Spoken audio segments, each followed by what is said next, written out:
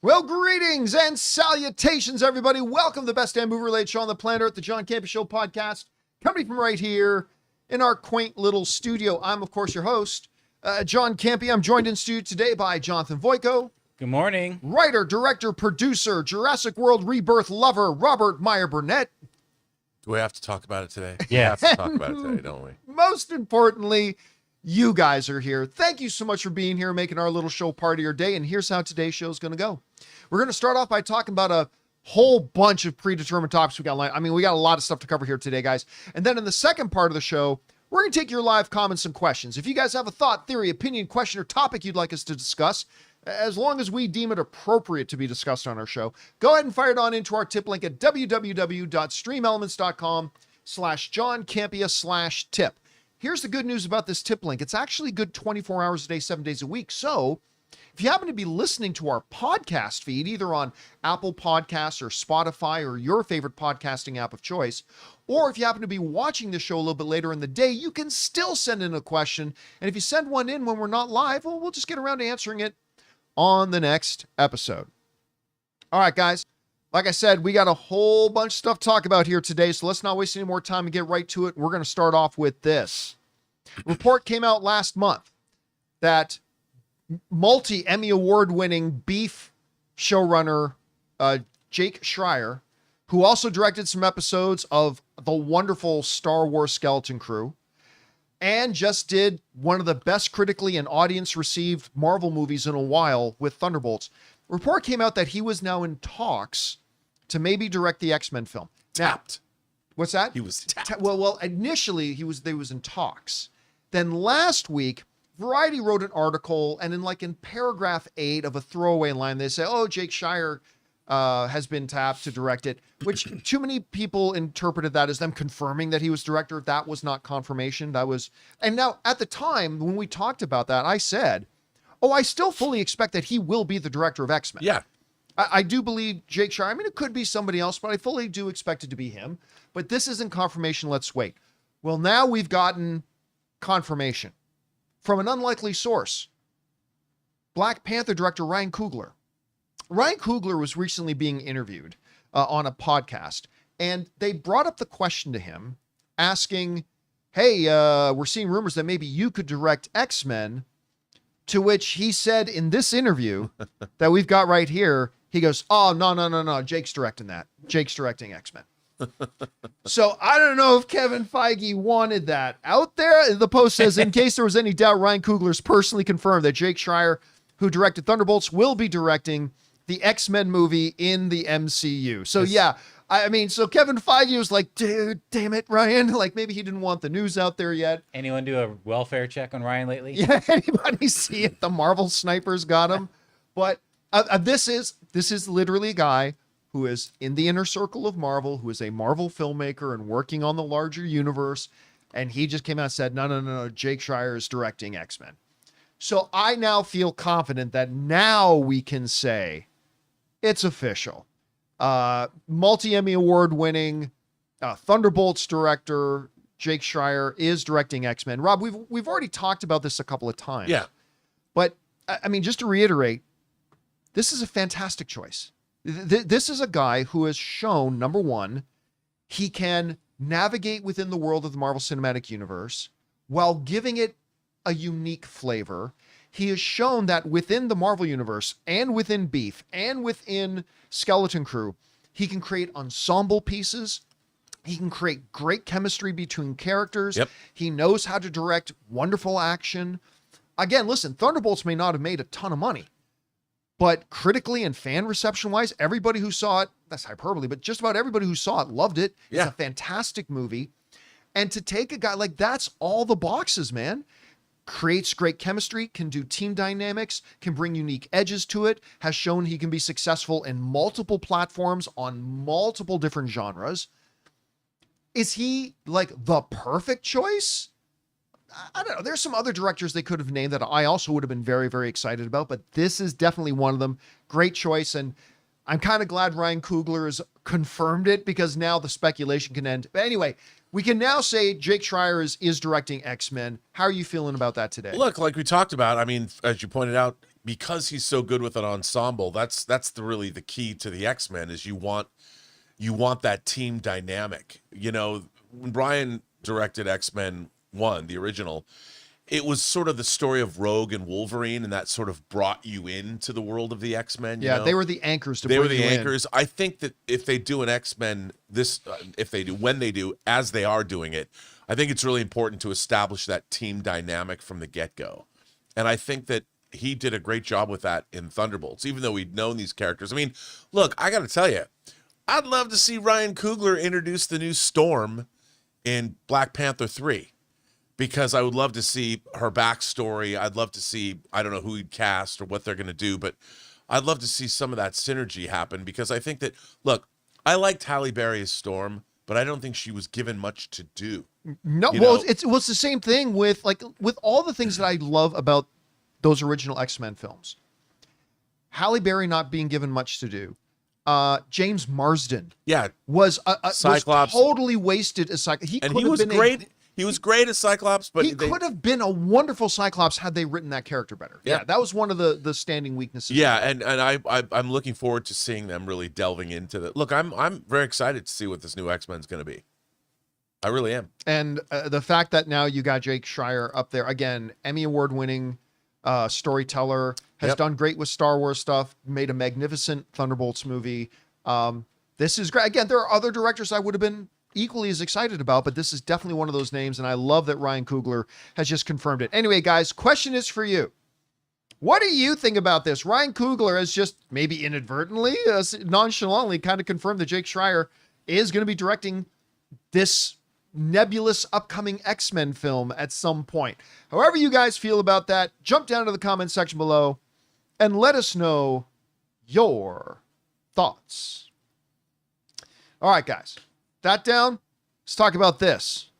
There can be only one until there's more. But generally speaking, there can be only one. The most surprising movie on my top 10 all-time favorite films list, the Christopher Lambert, Sean Connery, Clancy Brown, all-time classic, The Highlander. Of course, we've been talking for many years about a new Highlander coming. For about 5 years straight, Ryan Reynolds was attached. Then that kind of went away 10 years ago. And then a couple of years ago, we found out Henry Cavill was being attached with one of the John Wick guys coming on to direct and all that kind of stuff. But it's been fairly quiet. I mean, we heard Henry Cavill saying, yeah, it's still coming. Filmmakers saying, yeah, it's still coming. Henry Cavill even saying, I'm now training for Highlander. That's all great. But today, we got one of the most concrete step forwards where Jor-El and Kal-El are reuniting. Because according to Variety, one of my all-time favorite actors, Russell Crowe, Academy Award winning Russell Crowe, will instruct Henry Cavill in the ways of the immortals in the remake of Highlander. The Oscar winner is set to play Cavill's mentor. Of course, in the originals, that was Sean Connery, who played Ramirez. How the Scotsman was playing a Spaniard, I'm not sure, but there you go. And the Frenchman was playing a Scotsman. And the Frenchman was playing a Scotsman. The Oscar winner is set to play Cavill's mentor in a variation on the part played by Sean Connery. So I don't know if he's still going to be called Ramirez or not.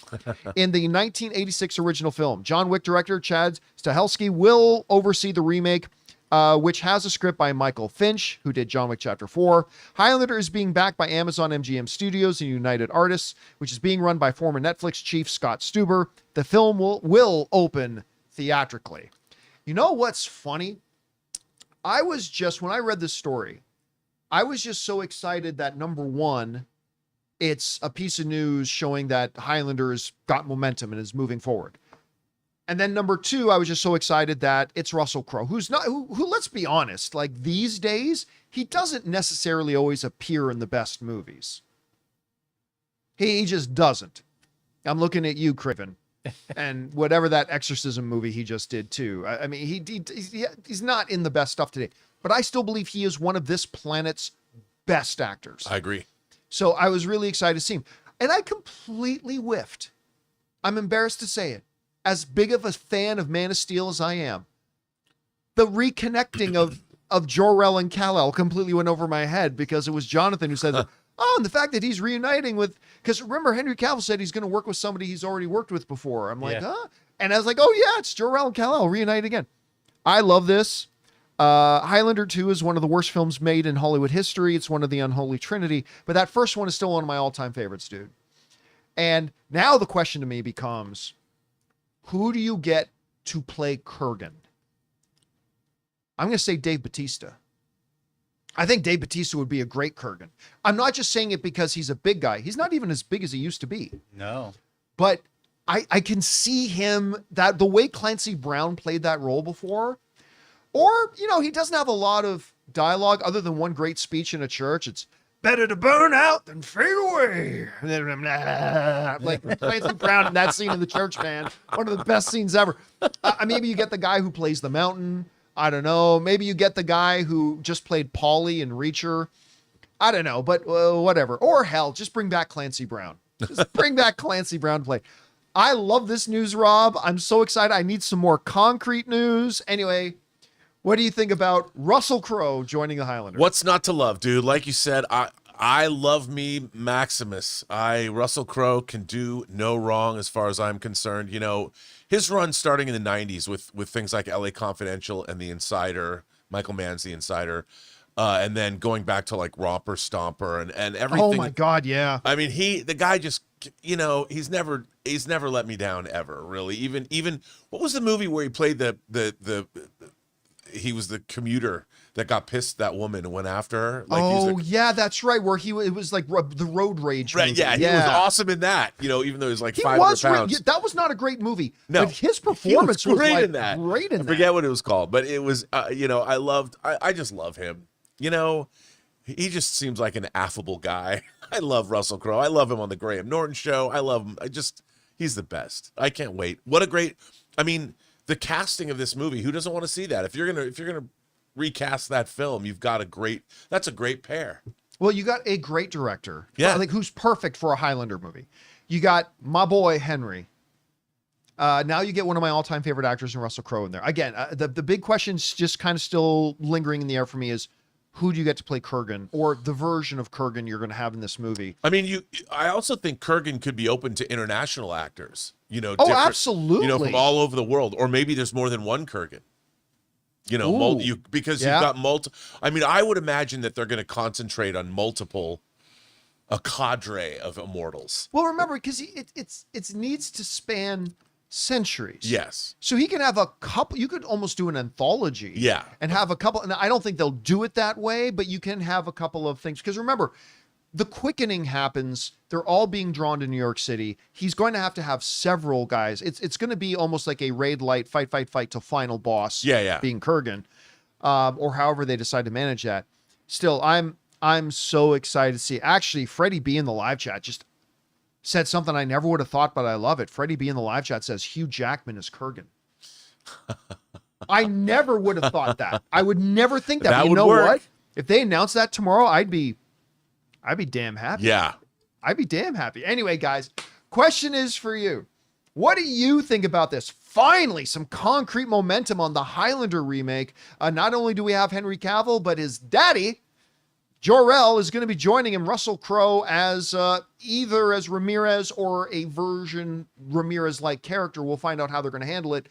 Whatever you guys think, jump down to the comments section below and let us know your thoughts. Man, I just thought of a connection. Ramirez is known as the Spaniard. Russell Crowe was once referred to as the Spaniard. Yes, he was. In a little film called Gladiator. I forgot about that. Anyway. All right, guys. With that down, let's move on to this, shall we? Snuck up on you. A lot of you might have forgot. The new Marvel Cinematic Universe project comes out today. Wow. Ironheart will drop half of its episodes tonight. 3 episodes will get dropped tonight at 6 p.m. Los Angeles time, 9 p.m. East Coast New York time. And then next week, they'll dump the final half of them. I am not a fan of their release strategy. To me, it tells me that they do not believe in this film or in this project, in this television show, and they don't want to draw it out. They just want to get it over as quickly as possible. Maybe that's true. Maybe it's not. I go into all of these things with hope. I may not have optimism, but I do go in with hope. Well, the first reactions to the Ironheart series are now out. These are from people who have seen the entire series, all 6 episodes. And the general consensus is this. But the finale is great. That seems to be the general consensus. Like a lot of people like, the show's okay or not so good. The show's whatever. But universally, it seems to be that the common agreement is, but the finale is really good. It's a really solid finale, which is kind of the opposite for a lot of shows, which tend to be good and then have a hard time nailing the finish. But anyway, this comes to us from Superhero Hype, quoting out some of the reactions we've seen. March 2nd observed that Ironheart was a decent entry into the MCU, salvaged by a surprisingly strong final episode that is among the best finales of Marvel TV. They criticized Riri Williams' character development as thin, though they praised Alden Ehrenreich, who I loved him as Han Solo. I'll go to my grave. I did too. I'll defend him as Han Solo all day. Who plays Joe, I'm going to mispronounce this, McGillicuddy, Yeah. and the depiction of the tech versus magic conflict in the show. The Cosmic Wonders' Warren Thompson noted that he was bored watching most of Ironheart, though he also praised the ending, calling it pretty epic. He added, "Wish the whole show was, but sadly I didn't like it that much." Rohan Patel writes of Comic Book Movies, also praised Thorne and Ehrenreich's good performances. However, according to Patel, the series didn't really soar since it really takes a long time to get going. He proceeded to criticize the antagonists in the show before praising the finale as well.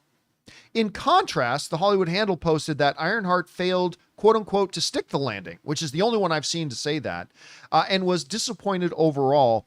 They shared that while the show had some fun moments, its characters were bland and the plot was super uninteresting. So, mixed, varied, sort of stuff. I, again, think this is one of...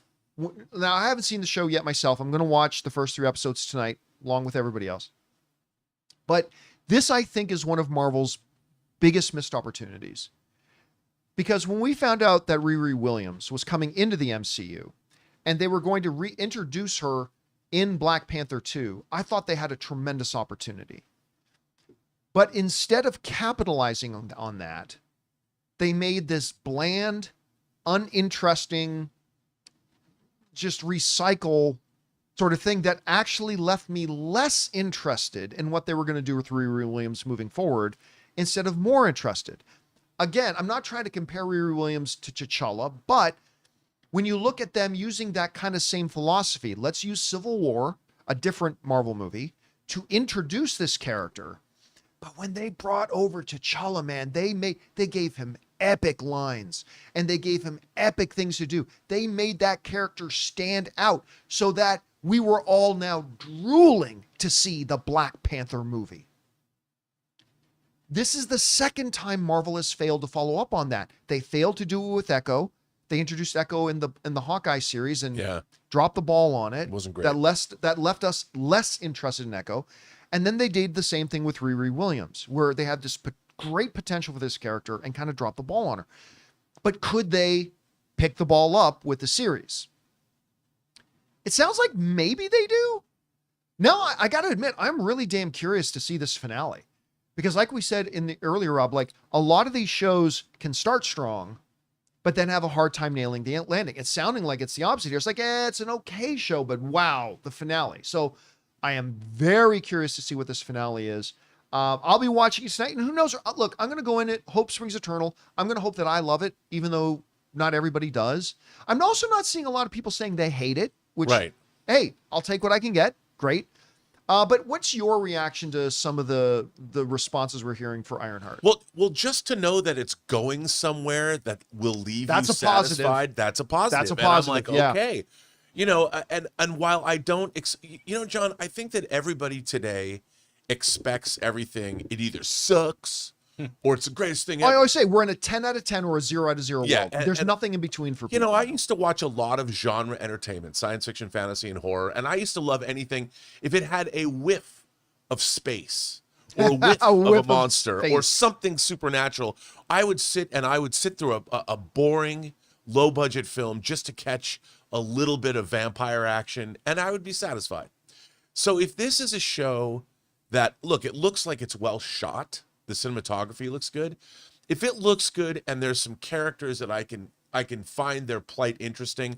I'm really curious to see how technology and magic are incorporated. What are the rules behind this in the MCU? Yeah. Because don't forget, we got another character coming that has a little bit of an iron suit and delves in magic a little bit. Obviously, we're talking about Doctor Doom. Yeah. So maybe they could kind of set the groundwork about how the rules of this universe That's will work. exactly my point. Like, how is this going to work? And I'm hoping that there's going to be some lore, and it's only 6 episodes, so it's not like I have to make an incredible investment into it. I think they're short, fairly short. Yeah, and knowing it's going to end well, you have my attention. Yeah. Again, I think the best thing coming out of this is to know that, okay, this is going somewhere. There will be a big payoff at the end. So, listen, again, am I skeptical? Yes. I have not thought the trailers have done this thing any justice. I didn't think they did the character of Riri Williams justice in Black Panther 2. So I'm skeptical. But again, whenever it's time for the show or the movie to start, take all those expectations, leave them at the door, and I'm going to go in hopeful. And hopefully this is going to be one that we like. Anyway, guys, question is for you. Do you got your plans for tonight? Are you going to be sitting down and watching Ironheart? Or maybe you're going to wait a little bit. Anyway, whatever you guys think or are expecting from it, jump down to the comment section below and let us know your thoughts. All right, guys. With that, let's move on to this. Went to the AMC Screen Unseen last night, and as expected, they did Jurassic World Rebirth. You got what you asked for. Which, by the way, I was in a movie theater. Did we? Did we, though? Be careful what you Did wish we for. get what we wished for? Could have been So- F1. But it's the first time I've been in a Screen Unseen where it was sold out. Yeah. And so obviously the word had gotten out. We talked about it on the show yesterday. Everybody was there, but you don't know for sure until the movie starts. And it was a funny experience. I'm in the Screen Unseen. They play all the trailers, blah, blah, blah. A lot of trailers. And then at a Screen Unseen, then AMC brings the screen. And now, a movie that has not yet been seen on screen. And then the Jurassic World poster comes up, and the whole audience, in deep relief and excitement, cheers. Like, oh, because you never know. You never know for sure until that poster comes up. So everybody was excited that it was going to be Jurassic World. And they had a nice little intro by Scarlett Johansson and whoever her male co-star was. Not Mahershala Ali, but the guy from Wicked. Anyway, so a little message for AMC viewers. We've been waiting on this. We've been keeping this secret that this is going to be it. Okay, so here we go. Guys, I'm going to let you know right now. There's really not much to spoil in this movie. The trailers tell us that a bunch of scientists Except need my to sense go. of well-being. Yeah, the trailers tell us this. A bunch of people need to mount an expedition to go to where dinosaurs still are and get some DNA samples to try to create miracle cures. Dino DNA. And in the midst of that, they're going to fight a big whale dinosaur thing in a boat, which we saw things. They're going to be running from a T-Rex down a river in a raft. That was in the trailers. They're going to be confront a big pterodactyl-like creature in its nest. That was in the trailers. There's going to be this big monster, mutated monster thing. That was in the trailers. Guys, I'm seriously telling you here, there's not much to spoil. There really isn't. The movie is exactly what they purported it would be, except good. And so with that preamble, I am going to let you know right now, because I simply don't care. There will be some spoilers in this, if you can even call them spoilers. So John, there it is. The little spoilers warning is right there. As long as this if you don't want to know anything about Jurassic World, although you probably already know everything about it you need to know, because almost everything's in the trailers. But if you don't want to know anything else, wait until that spoilers warning is gone. Then unmute your phone, tablet, laptop, computer, television, whatever you're watching this on. Mute now until that spoilers thing is gone, okay? I did my out of theater reaction. I said it's not the worst Jurassic World movie. And it's not. It's not the worst one. I said last night that I was pretty disappointed with it. I've kind of evolved. The more I think about the movie, though, it's pretty bad. It's pretty bad. Let me delve into a few things here. There are things in this movie that are great. And they're the things that we suspected would be great from the trailers. The whale dinosaur thing attacking the boat that we see in the trailer. Awesome sequence. Awesome sequence. Awesome sequence. The T-Rex chasing the family down the river in their little paddle boat. This scene here. awesome sequence. Fantastic. There's a little scene where a really annoying guy in the movie that really shouldn't have been there, is taking a pee and velociraptors are sneaking up behind him. It only lasted about 20 seconds, but my stomach was in my chest, man. I'm like, oh, there are moments and sections of this movie that are really quite good, but they all add up to about 15 minutes, 16, 17 minutes of the movie, and it's a waste. Am I sitting here telling you, as some people misinterpreted my out of theater reaction? That's the thing about my out of theater reaction. I got to keep it to about a minute, so I can't go into detail. But a lot of people misinterpreted my out of theater reaction, saying, so John, you just wanted just 2 hours of straight dinosaurs eating people. No. Yes. Yes. Well, I mean, yes. the original Jurassic Park, a lot of people say, well, John, in the original Jurassic, I get it, but here's the difference between the original Jurassic Park movie and this one. The moments when dinosaurs weren't doing stuff in the original Jurassic Park, you had a film with a legitimate premise. You had a film in Jurassic Park with rich characters, memorable characters, with memorable dialogue, chemistry amongst them, and character progression for each one of them as the movie proceeds. Each character is a little bit different by the end of the movie, not just because they got scared shitless by dinosaurs, but every character, all the main characters, end up at kind of a different place at the end of the movie than they were at the beginning. This movie has none of that. These are flat, one-dimensional characters, and with their only thing that was something meant to pass as depth or pass as character development wasn't anything. There's a scene in the movie where, like, just Scarlett Johansson and Mahershala Ali just sitting around our table on a boat going, hey, our friend died. Yeah, that was rough.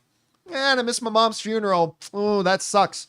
Did you and your wife get back together? Nah, because our kid died. We couldn't rectify our marriage. Oh, that's too bad. Oh, well, let's move on. And it was like you're thinking at some point this is going to come into play. And it really never does. Really bummers of dinner guests, man. Yeah. And they're not the lives of the party, my friend. And then the moment Rupert Friend shows up, he's of course the corporate guy who's wants to go get this dino DNA, right? I turned to my wife and I said, oh, this is Paul Reiser from Aliens.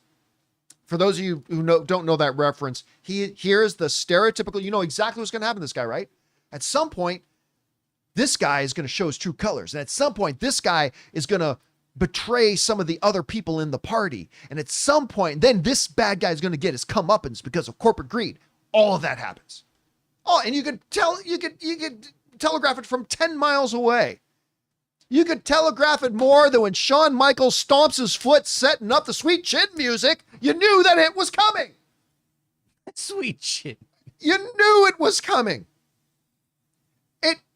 And then apparently the same family from Jurassic Park 3, oopsie, we got lost again.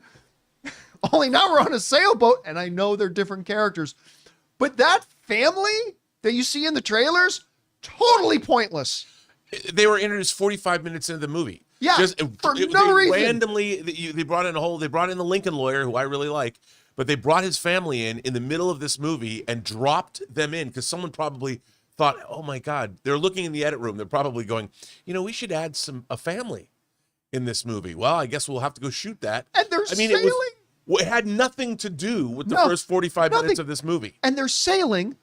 What they say in the movie, everybody understands, is a no-fly and a no-sail zone. And they're literally within 20 or 30 miles of it. And they're like, wait, there's dinosaurs in the water? What? They say they're sailing to Cape Town, South Africa. Well, where did they leave from? In this little tiny sailboat. It's not the biggest boat in the world. No, pretty small boat. And it's just, it was the most, and I'm taking my 2 daughters and my oldest daughter's dickhead boyfriend. Yep. Who Sounds sleeps like a until good time. 6 o'clock on a boat. Sounds like a good time. Good time to me. Yep. So they're doing this, right? And first of all, this movie starts with the most idiotic conceit. People are bored of dinosaurs in the world now. and they're all dying off, except in this one area where there's more oxygen rich. That becomes important later on for one of my biggest pet peeves. Like they set up at the beginning of the movie, dinosaurs can't really exist in our world because the climate's different. Only along the equator can they really exist because of the oxygen richness and all that kind of stuff. Okay, they set that up. Number one, if I saw an elephant on the street, I've had elephants around my whole life. Long before me, I would still stop in awe and wonder and a gag and aghast. And they're like, Stegosaurus walking or Brontosaurus walking along the side of New York. Nah, nobody cares anymore. Yes, they would. But here's the thing.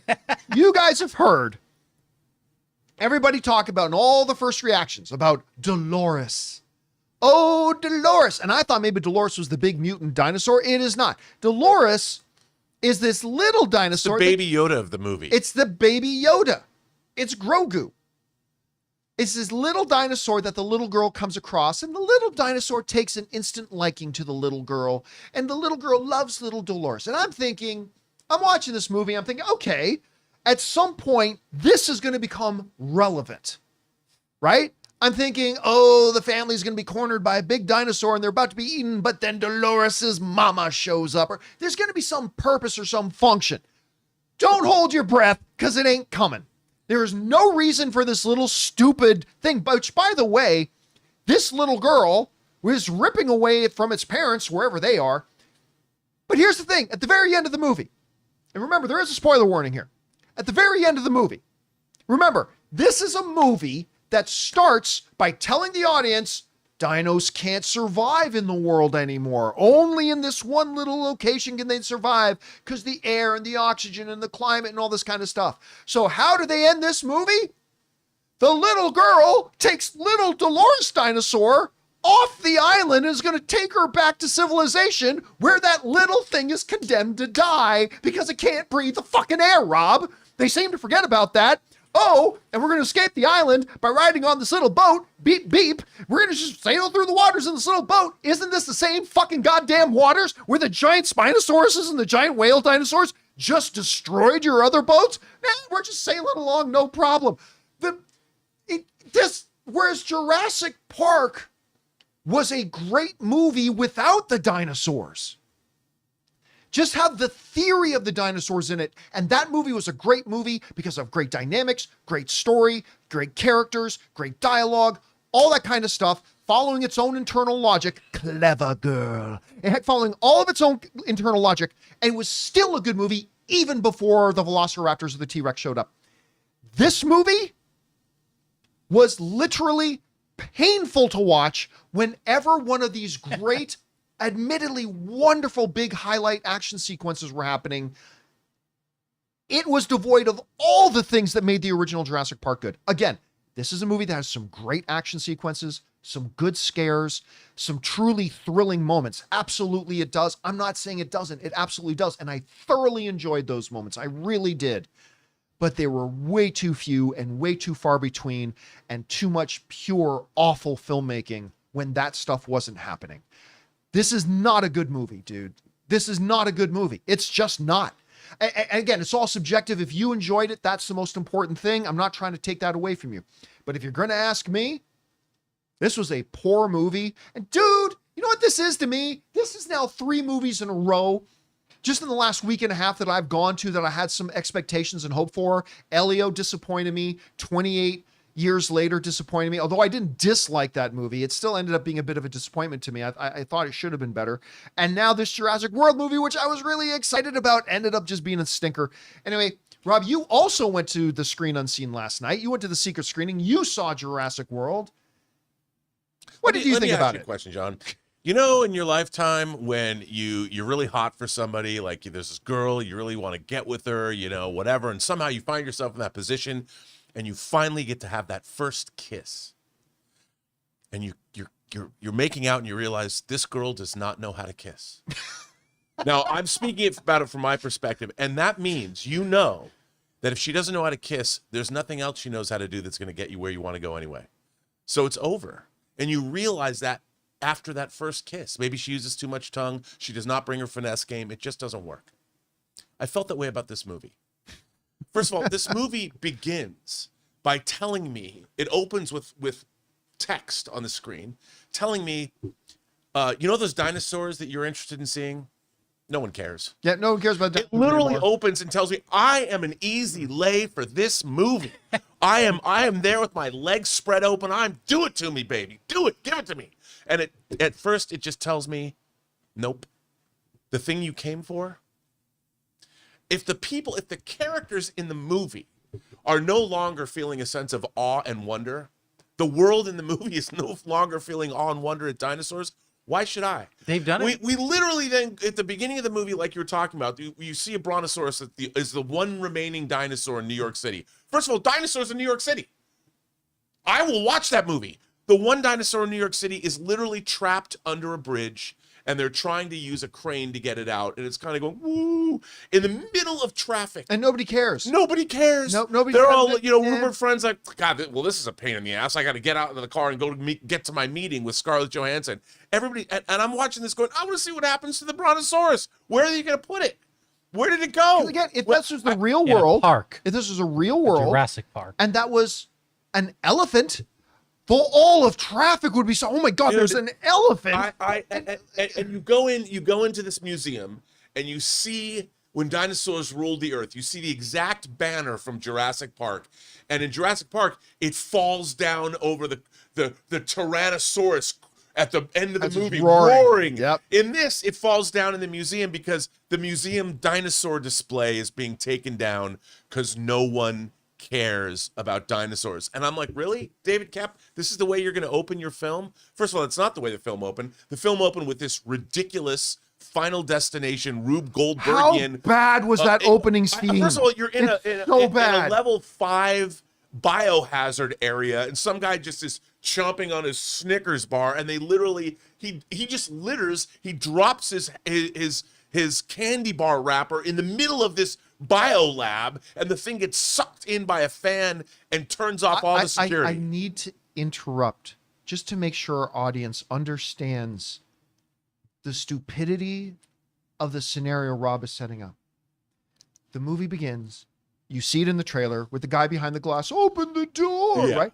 What went wrong? Here's what went wrong. As Rob is pointing out, this is a top research facility with top security. Top men. And top safety procedures, right? Multiple layers of decompression zones and blah, blah.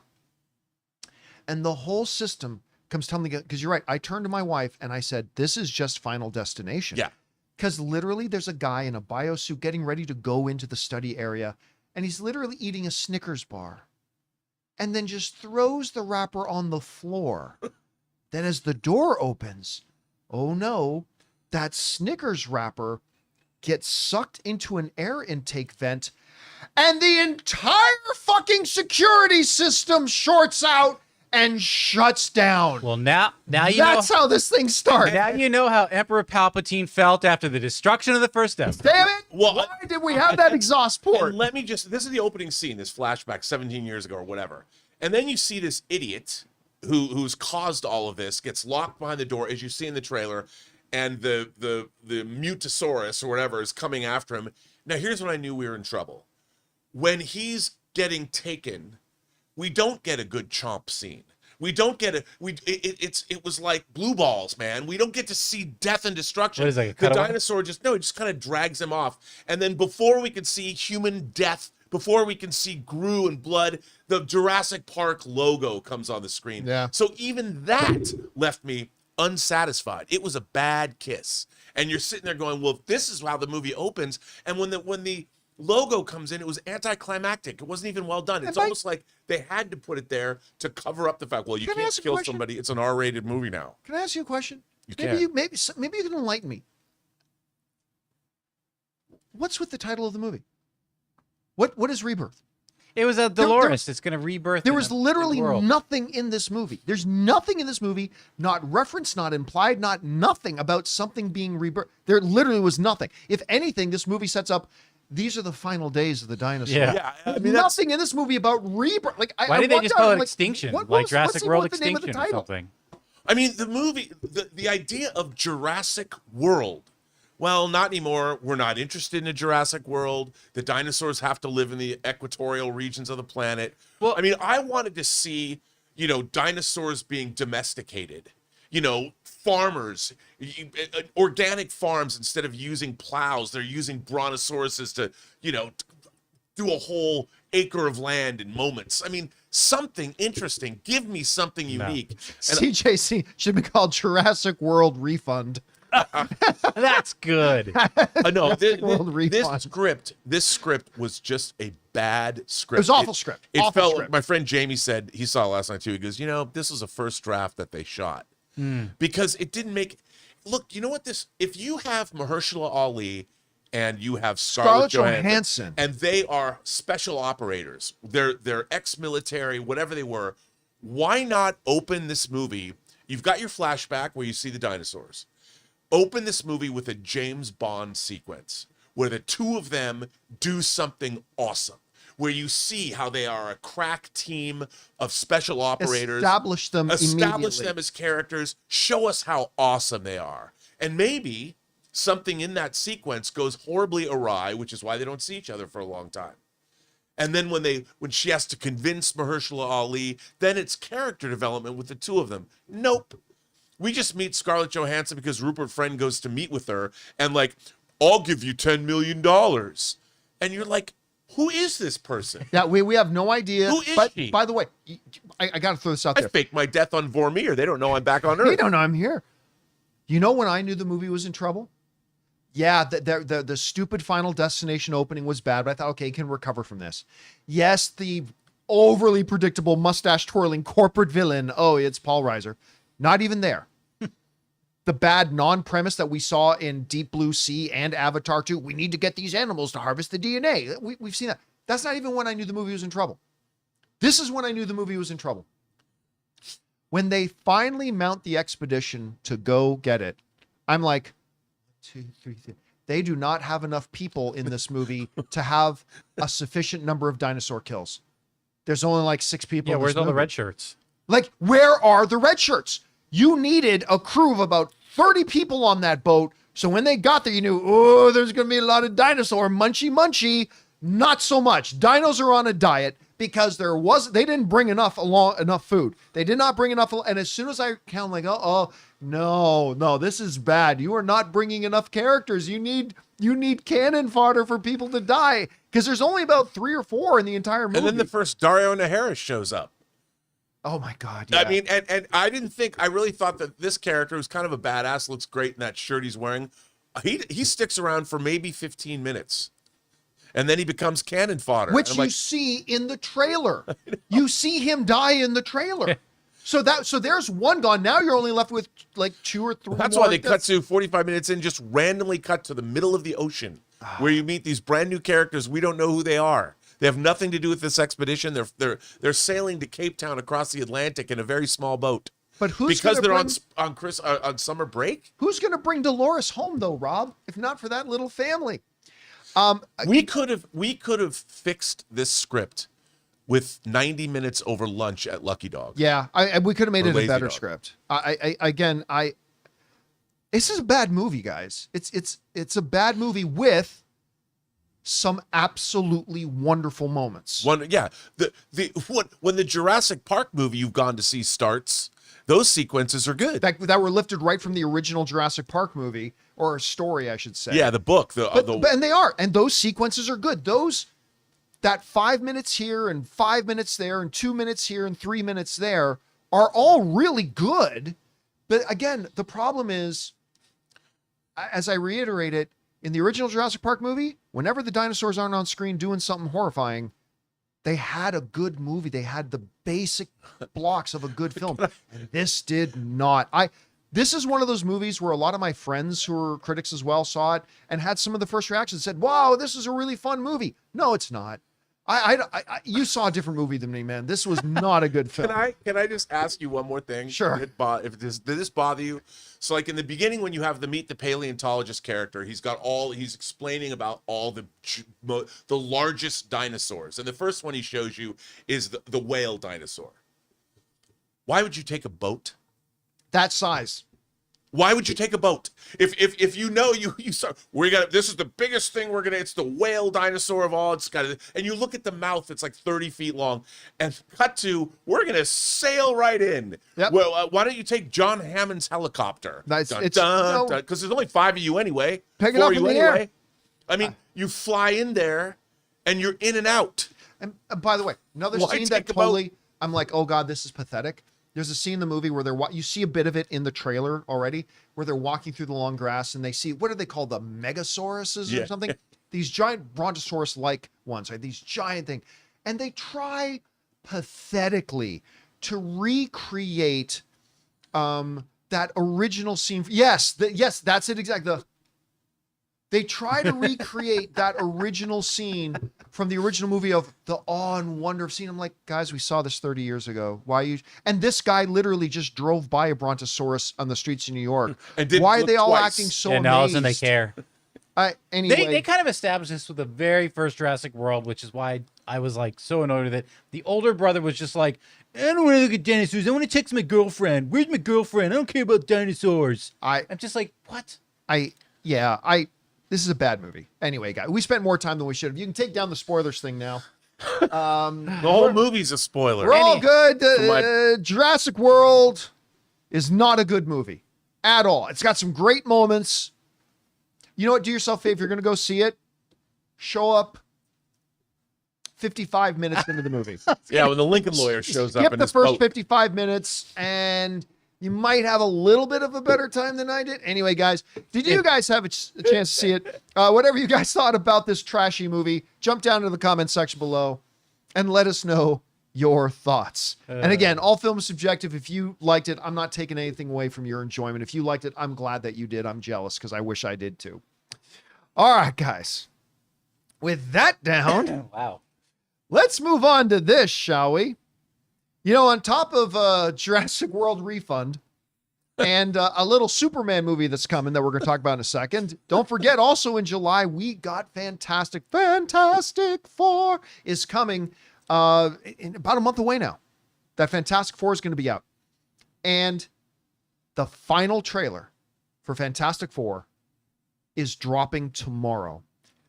This comes to us from over at Comic Book Movie, who writes, Marvel Studios has announced that the final trailer for the Fantastic Four First Steps will be revealed online this Wednesday. And we have a very brief new clip. We'll talk about that clip in a second. We assume to be a few seconds of footage from the upcoming trailer. We see Johnny asking a grouchy teammate, what time is it? And Ben responds, it's dinner time, which is, of course, from this clip here. We're having a problem with NDI, Jonathan. Anyway, so they show a little clip of they're standing on a balcony going dinner. Johnny Storm turns to Ben and says, what time is it? And Ben goes, it's dinner time. Obviously expecting a clobbering time thing. Cute, 4 seconds long, no big deal. But Rob, it still feels weird. It was like 6 years ago that we got the announcement that we were getting a Fantastic Four movie. And now we're talking about the last trailer coming out tomorrow. So I wanted to ask you a couple things. One is, I mean, we're getting swept up a lot in the promotion for Superman and stuff like that, but where's your anticipation level right now for Fantastic Four? But more immediately, what are you thinking we're going to get in this final trailer? What are you hoping to see in this final trailer that we're getting tomorrow for Fantastic Four? Okay. I think they need something in this trailer that's more of a hook. I think the trailers have told us, okay, we're getting a Fantastic Four movie. We know that. Galactus is in the movie. We know that. So is the Herald of Galactus, Silver Surfer. But what is this movie actually about? I don't know. I mean, is it because, like, you know, there's a hint that Reed Richards feels guilty that he did something, his technology did something to point the way to stretch Earth. the bounds of space, and they heard. Yes, and they heard us. So I want to know, there's got to be a sense of what this movie is about. So far, the Fantastic Four is America's favorite family, you know, and they're fantastic with their superpowers and they save the world. But I still don't know beyond that anything about this movie. And maybe I can just wait to see it. But if they're going to give me another trailer, give me a sense of a plot point or something that's within the movie that can excite me, to something intellectually stimulating that is different than the MCU has had before. Something in it. Show me Reed Richards doing something amazing, fantastic. That even if he's in his lab or if he did stretch the boundaries of space and time, let's get a glimpse of that. Because other than Galactus showing up, I don't know anything. Why should I go see this movie? Just because it's Marvel? What about this particular Marvel movie is something other than the fact that I've already seen Fantastic Four movies? What is didn't particularly like them. No. And what is it about this movie that I should make me run out and go see? Like, oh, that's an interesting idea. Yeah, that's what I want. I think you're right. I think, like, look, I get it. You introduced the basic premise. Okay, hey, there's a world-destroying monster on its way. Okay, good. I think you're right, though. I think if they even in just like in the second trailer or in this one expands on, well, what exactly caused this problem? Like, and that's the thing about a lot of trailers. They don't just tell you the problem. They tell you this happened to create a problem. Now, what do they do? Right. And I think if they just expand a little bit on just a little what Reed meant when he said, I'm the one who stretched the bounds of space, and they heard, it's like, okay, that's interesting. Get us in there.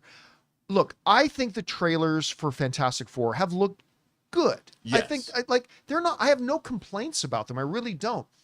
But unlike, say, the Superman trailers, which every time they put out a new Superman thing, I get more and more excited for that movie. The Fantastic Four marketing has not moved the needle a ton, because I was excited about a Fantastic Four before the first trailer came out. The trailers have not diminished my excitement for it, but they haven't bumped up my enthusiasm for it. They haven't driven me to like a frenzy kind of state like I am for something like a Superman. And so I'm really hoping that tomorrow show us some chemistry between the characters, which they have not done yet. Like, a lot of trailers do a really good job showing you instantly some great chemistry between characters. I want to see some great chemistry between Ben Grimm and Johnny Storm. I want to see a moment of chemistry. Like, I want to be able to feel the love tonight between Reed and Sue. Just little glimpses of it that make me go, okay, I can feel this a bit, and give me a little bit of a better picture about what's going on here. What's the story I'm walking into? Again, don't give away major plot points. Just tell us what the setup of the story is. And I think they will. I really do. I think they are going to deliver with this final trailer tomorrow. They know this is the last trailer. This is the last one. There's no holding anything back now. This is your opportunity. Whatever bullets you've been keeping in the chamber, this is the time to empty the clip.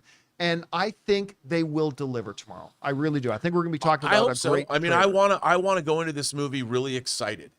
You know, and there's some things like Jack Kirby, obviously the Kirby-esque Galactus's ship, for instance.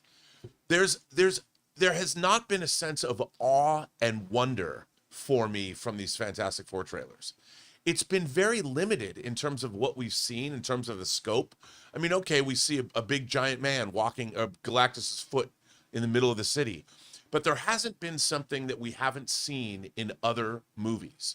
What is the unique visual panache that this movie is going to present that other MCU movies haven't? You know, and I'll tell you something else. Arishem the Judge coming to Earth at the end of Eternals filled me with awe and wonder. You know, at the end of the movie when he appears in the sky. Yeah. You could do something like that with Galactus. I haven't seen... Galactus, to me, looks fairly small. Show me some awe and wonder. Give me one shot where I go, oh. Yeah. Now, let me say again. There's been nothing in the trailers that have made me worried about the movie. No. Like, that doesn't look so good, like some other trailers to other movies have. Again, they just haven't moved the needle yet. And I am guessing tomorrow's will. I really do think they're going to, again, empty the chamber. I think we're going to get a great trailer tomorrow, or we'll be crying about it. Well, whatever. Guys, question is for you. How are you feeling about this? We're getting what they're calling the final Fantastic Four trailer. It's coming out tomorrow. We'll be talking about it on the show tomorrow for sure. What are you hoping to see in it? What do you think they need to do in it to move the needle for you? Or maybe you're already super excited for it and the trailers have done their job for you. Whatever you're feeling right now, jump down to the comments section below and let us know your thoughts. All right, guys. With that down, let's move on and talk about this, shall we? You know what movie's not coming in July? Blade. You know what movie may never be coming? Blade. To really put the emphasis on that point, Mahershala Ali is now not even sounding 100% sure that this thing's going to happen. He was just asked about it, doing promotion on the red carpet of the new Jurassic World movie, which is a bad movie that he was in. He's pretty good in it, but he can't save the movie. But he was asked by several reporters, including from Variety and The Hollywood Reporter, hey, what's going on with Blade? To which both of his answers were basically, hey, I'm ready to go, man. You got to go ask Marvel. I don't know what they're doing. Here's what comes to us here. This comes to us from Screen Rant, who writes, speaking with Variety, one paragraph up, Jonathan. Speaking with Variety, the Jurassic World Rebirth premiere, at the Jurassic World Rebirth premiere, Mahershala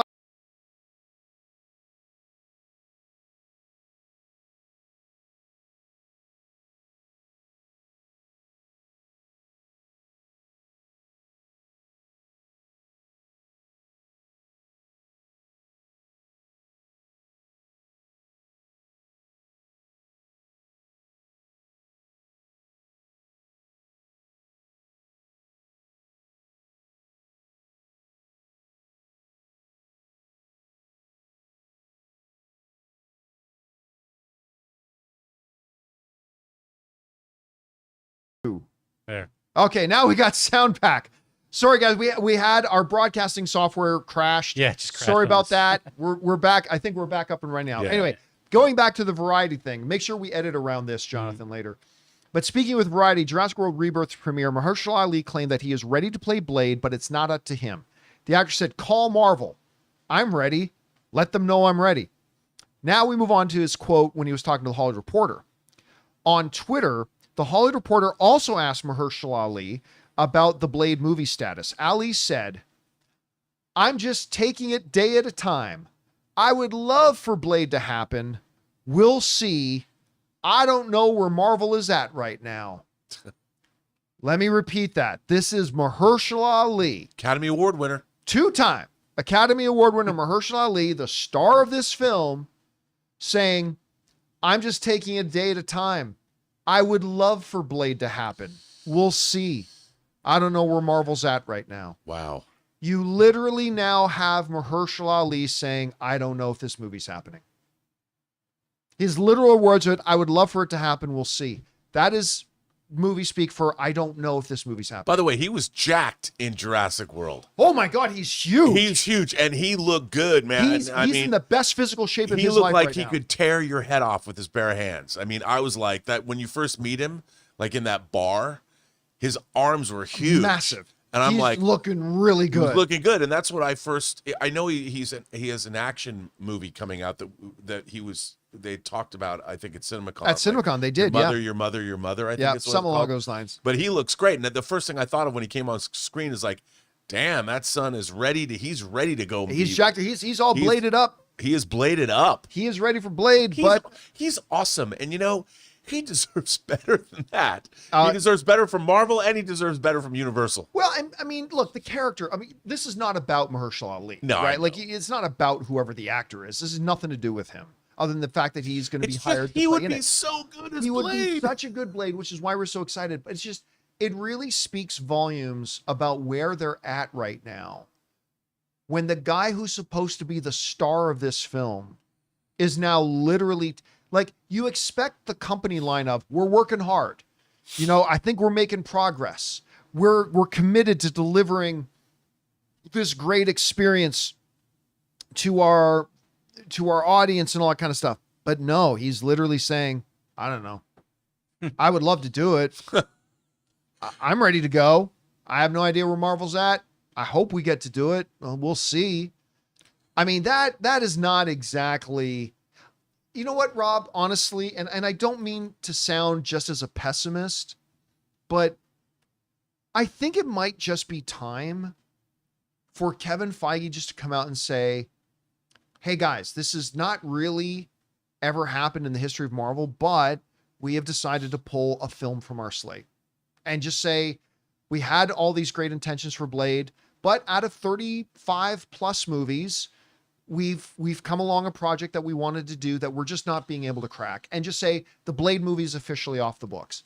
at some just to stop the speculation and to stop, just come out and say it. But also, Ruth Carter, when I interviewed her on this channel for Right. Sinners, the Academy Award-winning, two-time Academy For Award Black winner, Panther, yeah. she was saying that she was in the middle of doing Blade and she was designing costumes, and it was set in the 1920s, and that alone was something that was exciting to me because she's amazing, and then luckily she got to move over to Sinners and work with Ryan Coogler again.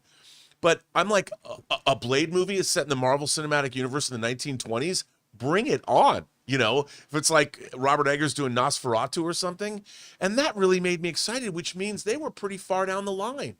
If she was designing costumes and she could tell you that some of it was set in the 1920s, I'm curious as to why they abandoned it. Why? Why would you abandon that? Well, they clearly didn't like the way it was. They not. Clearly didn't like what they had there. But that's just... Well, okay, so let me ask you though, Rob, at this point, like with all the writers turnover and all the directors turnover and all the delays, remember this movie was announced on the same stage at the same time that they announced Thor: Love and Thunder. That movie has been produced, came out in theaters, came out on streaming years ago now. And this movie is still not had day one in front of a camera. And now we have Mahershala Ali saying, I'd love to do it. I don't know. We'll see. I don't know where Marvel's at right now. Let me just ask you this, like straight up. At this point, how are you feeling about this movie even happening? I don't think it's going to happen. And I'm fascinated by it because I've maintained, even despite Werewolf by Night, I think one of the big problems that they've had is the supernatural. And which is a big part of the Marvel Comics universe. I mean, hell, the X-Men took on Jurassic with a great Bill Sienkiewicz cover in an annual.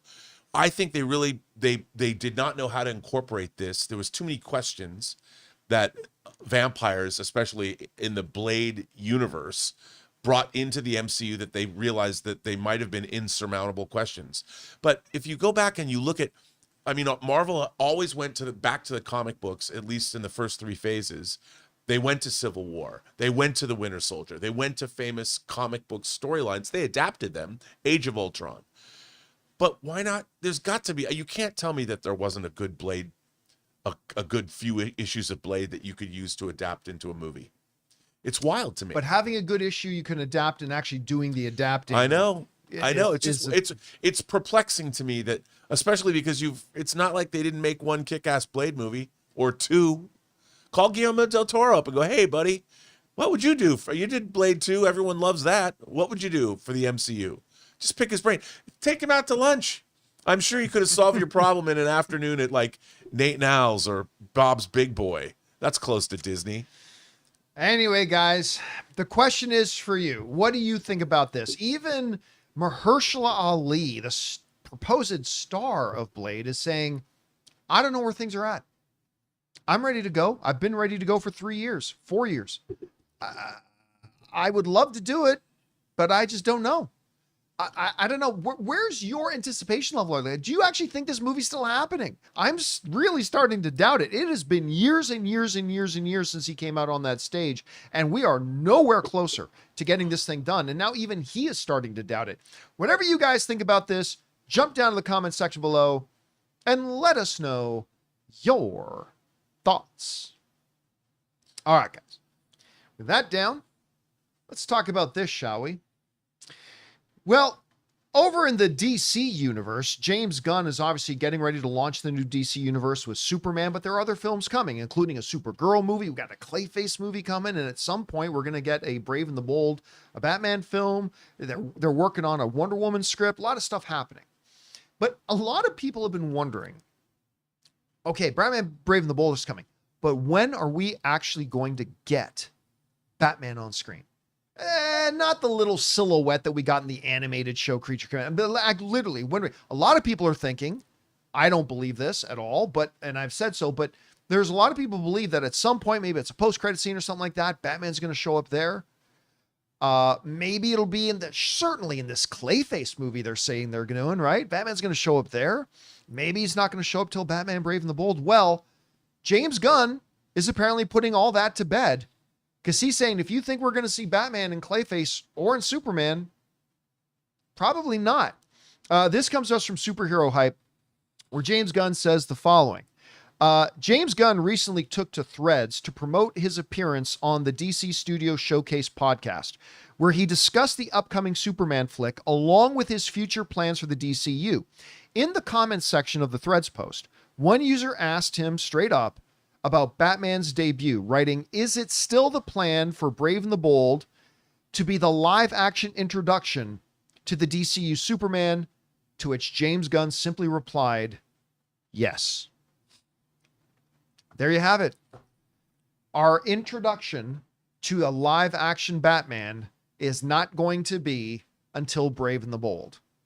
Now, this may surprise some people, but James Gunn's, it's seemingly his creative North Star when it comes to this cinematic universe has been, don't do things until they should be done.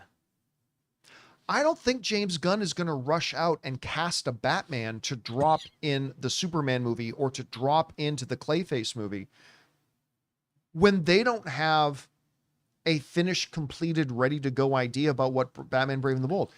His thing is, we'll cast it when we have 100% clear vision of exactly what the script is, what this character is, how he's supposed to be, and then we'll know which kind of actor we should get to cast in it. James Gunn isn't going to just, well, let's just cast some guy as Batman, and then we'll make him fit into the Batman we want, just so we can put him in a post-credit scene or have him show up for 5 minutes in Clayface. They're not at a stage where they're ready to cast their Batman. Or maybe they are, and he just doesn't want to reveal it, and he just wants to save Batman until Brave and the Bold. But it seems to me, Rob, when you literally have a Trinity character like Batman, maybe the most important comic book character out there, I'm sure it's up for debate, you don't introduce him in a 5-minute scene in a different movie. This is a character you introduce in their own movie, I think. So I'm not really surprised. I think a lot of people will be surprised to hear that he's not going to cameo in Superman or Clayface.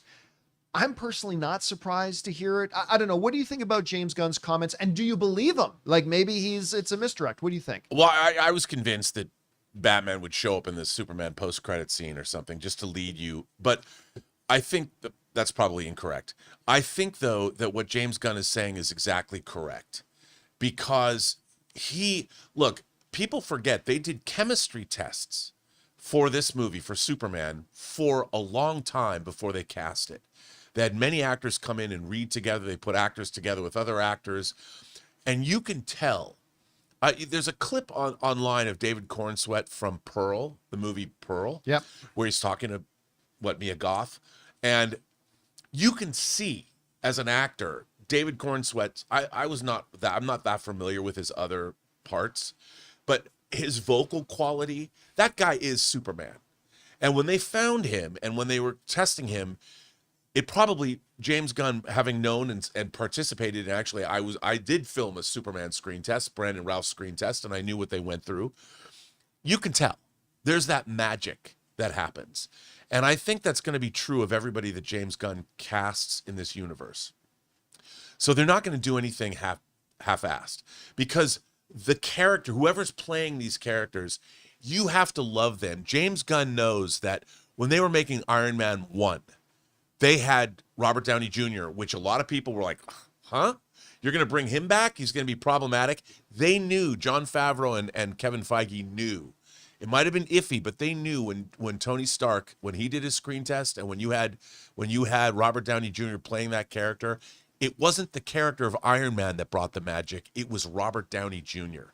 in that role. Yeah. So whoever's going to play this Batman character, you've got to love that guy, whether he's in the bat suit, in the cowl, or whether he's Bruce Wayne. You've got to love him. And not only do you have to love him, you have to love when he gets into a room with Superman, because as soon as they start talking to each other, I mean, that was one of the things about Zack Snyder, I thought, did a great job casting Ben Affleck as Batman. That was a brilliant thing. And I love in Batman v Superman when Batman and Superman meet at Lex's party. Oh, that's a great scene. I love that scene. And, that's what you want, because what James Gunn is doing, he's not just going to give you a bunch of superhero action. You have to love these characters when Lois and Clark are in a room together and she's interviewing him. That has to be just as compelling as any time he's got the suit on. And I think James Gunn knows that very, very well, and he's not going to cast anybody until he's 100%. So do I believe him? I do. I do believe him. That doesn't mean that he hasn't already cast Batman, though. Yeah, I mean, because he could have everything. He could already have everything. Because they did those lined chemistry up. tests, Yep. and I'm like, they could have found somebody. Could have. By the way, we still don't even know if who's directing Brave and the Bold? Flash director Muschietti. Muschietti, yeah, Muschietti. We don't even know if Andy Muschietti is directing, because remember, Peter Safran said we got to get the finished script over to Muschietti, and then we'll see if he's a fit for it and if it works. So I remember I said like 3 or 4 months ago, I suspect Andy Muschietti will not end up directing this film. There just seems to be a bit of a disconnect between him and James Gunn at the moment, and I don't think he's going to ultimately end up. Maybe he will, and if he does, I'll look forward to it. Yeah, because I don't care what anybody else says. I like the Flash movie. I like the job Andy Muschietti did. I did too. Yeah, I did too. I really, when we saw it at CinemaCon, I loved it. Yeah, I still love it. I had I mean, it was not one of the greatest comic book films of all time, but I thought it was a really. But it was fun a movie. lot of fun, and I've gone back and watched it. I've watched it 3 or 4 times on disc, and I enjoy it. All right, guys. Question is for you. What do you think about this? James Gunn is saying that the first time we're going to meet the DCU Batman will not be until the Batman film Brave and the Bold. That we should not expect to see him pop up in Superman. We should not expect to see him pop up in the Clayface movie or anything else that's coming out. Do you believe him? And if you do believe him, do you agree with his approach? Whatever you guys think, jump down to the comment section below and let us know your thoughts. All right, guys. With that down, let's move on to this, shall we? You know, the Superman media tour is now in full force. They started off in the Philippines and Manila, then they're in Brazil. And along the way, they've been showing the first 30 minutes of Superman to actual fans, not just critics, not media. They're showing it to just moviegoers, showing them the first 30 minutes. And we are now getting the first reactions from those people. And they're great. Now, let me say this up front so it can be very, very clear. Number one, this is the fans' reactions to the first full 30 minutes of the film. Okay?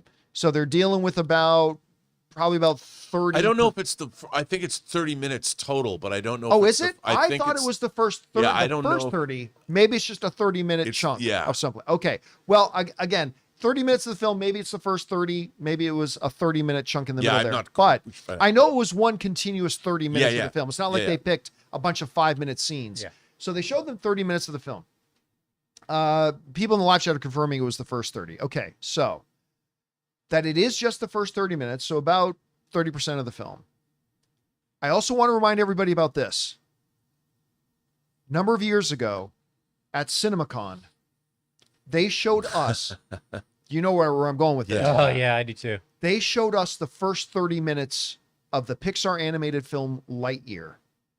And those first 30 minutes were great. Yep. They were great. I loved it. Me too. Then I saw the whole film. Wah, wah. It went downhill fast after the first 30 minutes.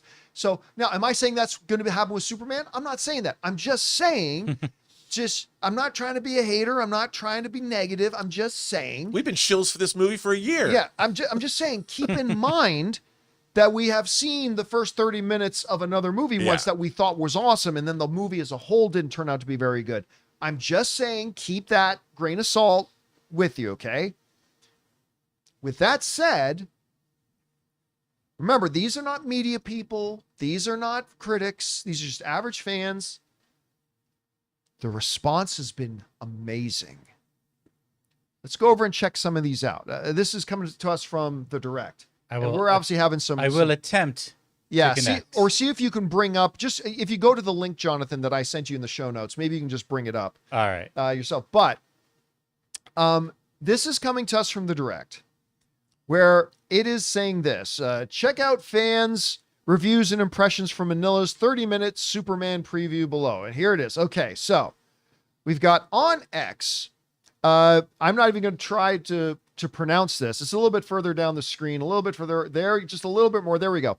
On X, Migo McGaming described James Gunn's Superman as beautiful and noted how quickly the preview flew by. No way. I saw the first 30 minutes of Superman after feeling so hopeless the entire day. Needless to say, it was damn beautiful. Time absolutely flew by, and Superman himself and the cast right in front of me. Look up. Major Group's Good Joth specifically applauded the flying scene from Superman, saying you can feel the speed and IMAX is a must. Holy, just saw 30 minutes of Superman. The fly scene is unique and you can feel the speed of Superman. IMAX is a must for this movie. More high praise from Sean Matt, who posted James Gunn has done it, describing the preview footage as amazing. I got a chance to watch the first 30 minutes of Superman and it was amazing. David Cornsweat, James Gunn have done it. Super stoked for this one. AJ Sison on X described the Superman preview footage as absolute visual treat and further added to the conversation that the audience should see it in IMAX. Holy shit, I can't say anything else about the first 30 minutes of Superman, but holy shit, epic. An absolute visual treat, definitely best experienced in IMAX. Felt so lucky to have my Funko Pop signed by the cast during the yesterday's fan meet. Super worth it.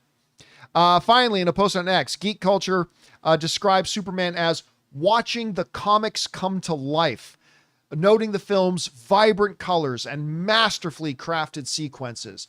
There are other reactions online. All of them fall completely in line with what we're reading here. Again, the whole little asterisk, first 30, and we've seen another movie show the first 30 that we loved and then didn't love the movie overall. Just throwing that out there. Again, not trying to be negative, just stating a fact. But these reactions, again, not from media, not from critics, not from anybody with inside sources. This is just straight up fans going to go see it. And I'm particularly like, holy shit, this is epic sort of stuff. And Rob, I think one of the key things that I'm sure the people at Warner Brothers are happy hearing is just seeing that it's vivid, it's bright, which is one of the criticisms that movies like Man of Steel had. A movie I love, by the way. I love Man of Steel. But what are you thinking about some of the reactions that we're hearing from this? Are they in line with what you're expecting? Is there anything hearing from these reactions that's surprising you? What do you think about this? Well, I can't help but think about the first time I saw the first Guardians of the Galaxy. I was really excited to see it. Loved the trailers. Thought it was really fun. And that movie was wildly entertaining. Yeah, it was so good. I think about the opening when Star-Lord's walking his way into stealing that, the artifact, and you got music playing and there's the little creatures. He picks one of them up. It would not surprise me at all. I love Guardians of the Galaxy. I love the whole thing. I loved all the characters. I had a big smile on my face watching that movie. The whole thing. I don't understand why people wouldn't think that James Gunn, with all the weight of the world on his shoulders, a whole studio trying to rely on him to reboot their entire IP of all these characters, why people would think we wouldn't get something at least as fun as Guardians of the Galaxy 1. And and he did the same thing for me with the Suicide Squad. Oh, his Suicide Squad movie was so good. It was a hoot. I loved it. I loved. I don't care what it did at the box office because it was released day and date on HBO Max during the pandemic. I am expecting that level of entertainment. Why? Because James Gunn has done it for me multiple times. Let's go back to Slither, which you love. That's Slither's still my favorite James Gunn movie. A wildly entertaining movie. And I think to myself, like all these people that are, I do not doubt.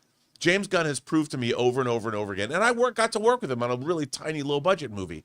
There's nothing that James Gunn has done that has not entertained me. Even Super, which is dark. Was such a Super was a movie that was ahead of its time. Yeah, it really was. It really was. And I'm like, so James Gunn is a filmmaker that has earned my respect, earned my admiration, and earned my I understand and know that he is going to entertain me. So that said, my hopes for this movie are through the roof. And I now know that no matter what he does, I'm going to be far more entertained by Superman than I was by Jurassic World Refund. That's not hard. It's not going to be hard to do. But now now for the summer of 2025, I've got now something to compare it to. But no, I think this movie's going to be terrific. I think everybody's going to have a big smile on their face. I think kids are going to go with their parents more than once. What's not to love? Well, I mean, as long as the movie's good. Because listen, I'll tell you straight up. Going back to the Jurassic World Refund thing. I was very excited about this. The trailers for this look great. I've been saying for weeks this Jurassic movie looks like a return to the spirit of the original Jurassic Park. The quote said that too, to be fair. Yeah, but then too. look what happened. So I mean, Superman could go downhill really quick. Maybe it can, but it is my most anticipated movie of the year. I'm still going to stick that. I'm still sticking with the, I think, very good 110 to 120 million opening weekend. I still think that is a wonderful place for it to land. I think that's a realistic place for it to land. I'm seeing these projection numbers saying 160, 170, 180. And look, and I hope they're right. I do. But I'm still thinking a great solid 110, $120 million opening. How big do you think this thing opens? Well, I'm going to look up. Look And up. I'm gonna say it's gonna. I think it's gonna wind up somewhere around 150. I hope you're right. If it promises that, because I do think this is a 4-quadrant film. I think that like with movies like Captain Marvel, people underestimated the female audience when it first came out. I think people are underestimating the fact that this is going to do Lilo and Stitch numbers because kids are going to go with their parents. They've seen this, and I think that's going to be the secret weapon. We're thinking about it in terms of our demographic. I think the kid demographic is gonna make this thing go way higher than tracking shows. I hope so. I mean, I hope you're right. I would love it if this movie could open to like 150, 160. Yeah, because I think the family audience isn't the audience that they're tracking. I think they're tracking the normal audience for MCU movies. And there's a lot of parents that don't take their kids to MCU movies because they're a little more sophisticated. With Superman and the way it looks with Crypto the dog, what parents aren't going to take their kids to this?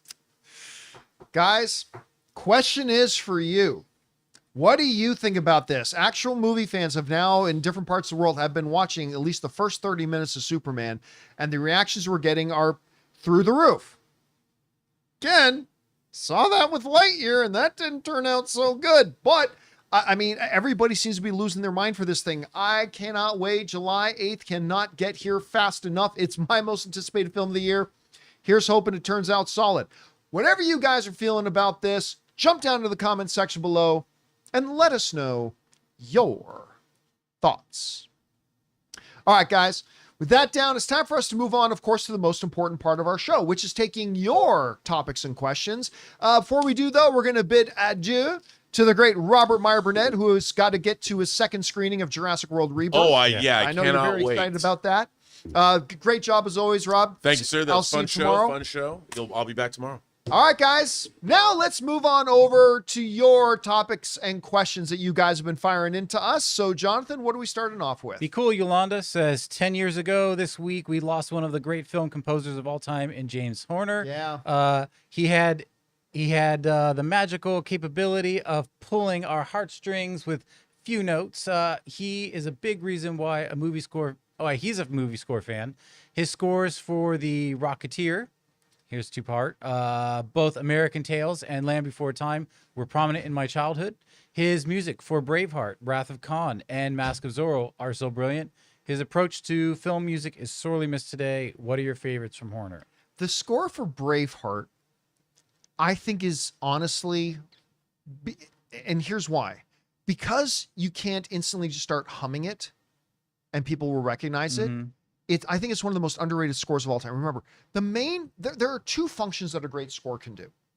One is kind of the John Williams recognizable thing, where it's like you just hum it's instantly recognizable. Da na na na na. Jurassic Park, bum bum ba dum bum bum bum. Harry Potter, bum ba dum bum. Indiana Jones, bum bum bum bum bum. Superman, Imperial March, whatever. On and on and on. Right, but where a score really needs to land is to sometimes almost even be unnoticed. Music that is there to amplify and enhance the experience of what the filmmaker is trying to communicate on the screen in a particular scene at a particular moment. And Braveheart is one of the best examples of that ever done. I can't speak to the American Tales. I'll be honest. I didn't even realize that he composed those. I didn't either. But in that, Braveheart is one of the best examples of that ever. You go back and watch it. Go back and watch the scene that happens right after Braveheart's wife dies. And he comes into the scene. it's haunting and powerful. It elevates the experience of the scene, and that's something that he was always really good at. All right, what's next? We got Patty. Hey, John, I have my thoughts on the John Bernthal news at the end of No Way Home. They tease the symbiote. I think it would be super cool to see the Punisher interact with a rage-filled Spider-Man finding his place in the world. Nah, not gonna happen. I don't know this. This is me speaking as a fan. Okay, so this is not based on fact, but I think they have completely abandoned that whole thing. They've abandoned that whole thing where the little drop of the symbiote was, I think that thing is totally something they're just ignoring and moving on from. I don't think we're going to see Punisher as a Venom character. I think Punisher is going to be Punisher. But still, again, look, I'll reiterate what I said yesterday. I am, number one, shocked that they're going to put Punisher in a Spider-Man movie. But number two, completely excited about it. I don't know how they're going to do this. I don't know how you're going to take that Frank Castle that we've had in the Daredevil series and in the Punisher series, and you're going to bring him into a PG spirited Spider-Man film. I don't know how they're going to do that. Strange choice, but I love it. And I cannot wait to see how they're going to, but I just don't think it's going to have anything to do with Venom or the symbiote or anything. All right, what's next? Mr. I, speaking of Midjourney AI, just saw Legal Eagle go over Disney and DreamWorks Universal suing Midjourney over copyright and trademark. They showed example like Green Ogre, and it would generate Shrek. With your law background, what are your thoughts? I mean, yeah, first of all, legal, if you don't subscribe to the Legal Eagle channel, you really should. I mean, I've never seen I've watched a lot of law stuff on YouTube, but I've never seen a guy who breaks it down without dumbing it down. Right? Like, he's great at it, and you should absolutely be subscribed to Legal Eagle. He's incredible. Now, they've got a real case here because the argument that the company will kind of make is like, hey, man, listen, we're just making a tool. Like, what individual users do with that tool, hey, that's up to them. Like, their basic premise is kind of like this. Hey, if we made Microsoft Word, we're just a tool that you can type stuff. We're not responsible if somebody types kill all puppies. That's not us doing it. That's that dude writing it. We just create the tool. Like, that's kind of their thing. The problem with that argument is that you are clearly training your AI and your algorithms and all that kind of stuff using copywritten material, and then providing people avenues to violate those copyrights and those trademarks because it's already inherently in the DNA of your software. And it's going to be very, very difficult for them. Now, listen, I've played around with a lot of different image generation AIs going back for a year or two. And there have been times that I've used different tools, right? And said, hey, show Superman standing in a coffee shop. And it would literally, I can't remember which tool it was, but the tool would literally saying, sorry, I can't recreate copywritten, blah, blah, blah. I'm like, oh, well, there you go. There's the safety built in. But not all of them do it. Not all of them do it. So I think this is going to be a very interesting case. I suspect Disney and Warner Brothers will win, and then the repercussions of that ruling is going to send tremors and shockwaves through the whole AI industry about how they train their models and all that kind of stuff. It's going to be really interesting to see how it turns out. All right, what's next? Anonymous says, hey, John, have you tried out Dune Awakening? It's a survival game with MMORPG elements, and it's an absolute love letter to the Dune universe. And outside of some minor bugs and some issues with the end game gameplay loop, is an incredible game. Wait a second. Are we talking about the, like that open world game that they announced? Yeah. I didn't even know it came out yet. Guys, I did not even know that game came out yet. Like, Dune is my wife's all-time favorite movie. It like surpassed, I believe, Up or Big for Anne. Big is now her second favorite. Tom Hanks is still her favorite person in the world. But I did not even know it came out yet. Mm-hmm. Patrick in the live chat saying, I didn't know that either. Can anybody in the live chat tell me when the game came out? People are just saying it's out, but when did it come out? Like, has it been out for June 5th? Oh, so it just came out. It came out like 2.5 weeks ago. Yeah. I didn't even know it released. So I am absolutely going to go check it out because I love the world of Arrakis. I love the universe they've created. I'm going to have to definitely go check it out. I have not. Thank you for letting me know. I didn't know it was out, but now I'm going to have to go and try it. All right. What's next? We got Alan Gonzalez. If you were able to travel to 100 years in the future and they give you the option to see only one movie franchise, which would it be? Star Wars, Marvel, or DC? Star Wars. Yeah. I mean, look, anybody who knows anything about me knows the answer to that is Star Wars. Ask me anything. John, would you rather world peace or Star Wars? Star Wars. Maybe world peace. I don't know. But yeah, man, I answered any question for me is Star Wars. John, what do you want for dinner? Star Wars. It's just Star Wars is always my answer. The opening crawl. Emperor Palpatine's Has come back again. You're like, no. No. All right, what's next? Christopher, hi, John. Thanks for all you and your team do. I've been watching since the AMC days. I know you always talk about how great AMC Prime is. In your opinion, what is the best format, Prime, Dolby, or IMAX? I have trouble differentiating.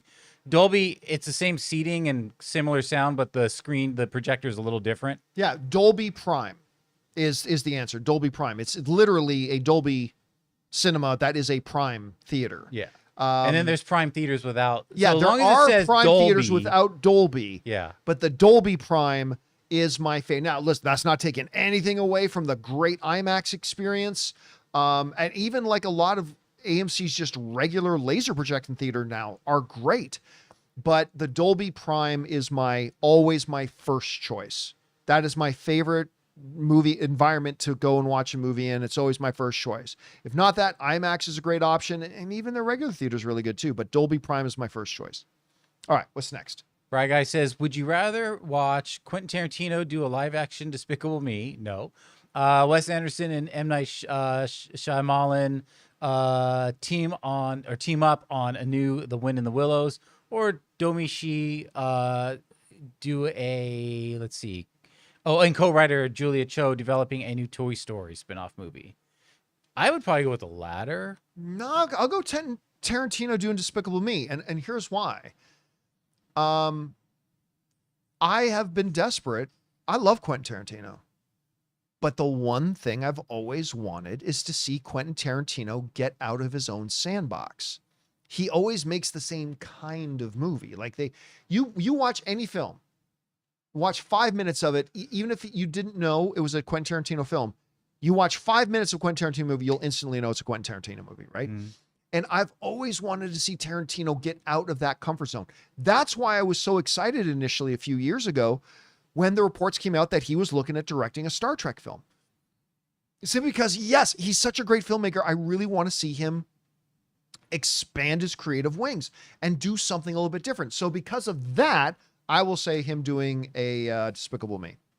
All right, what's next? Mad Dolphin Fan says, just got out of Rebirth screening and didn't love it. The first act was rough.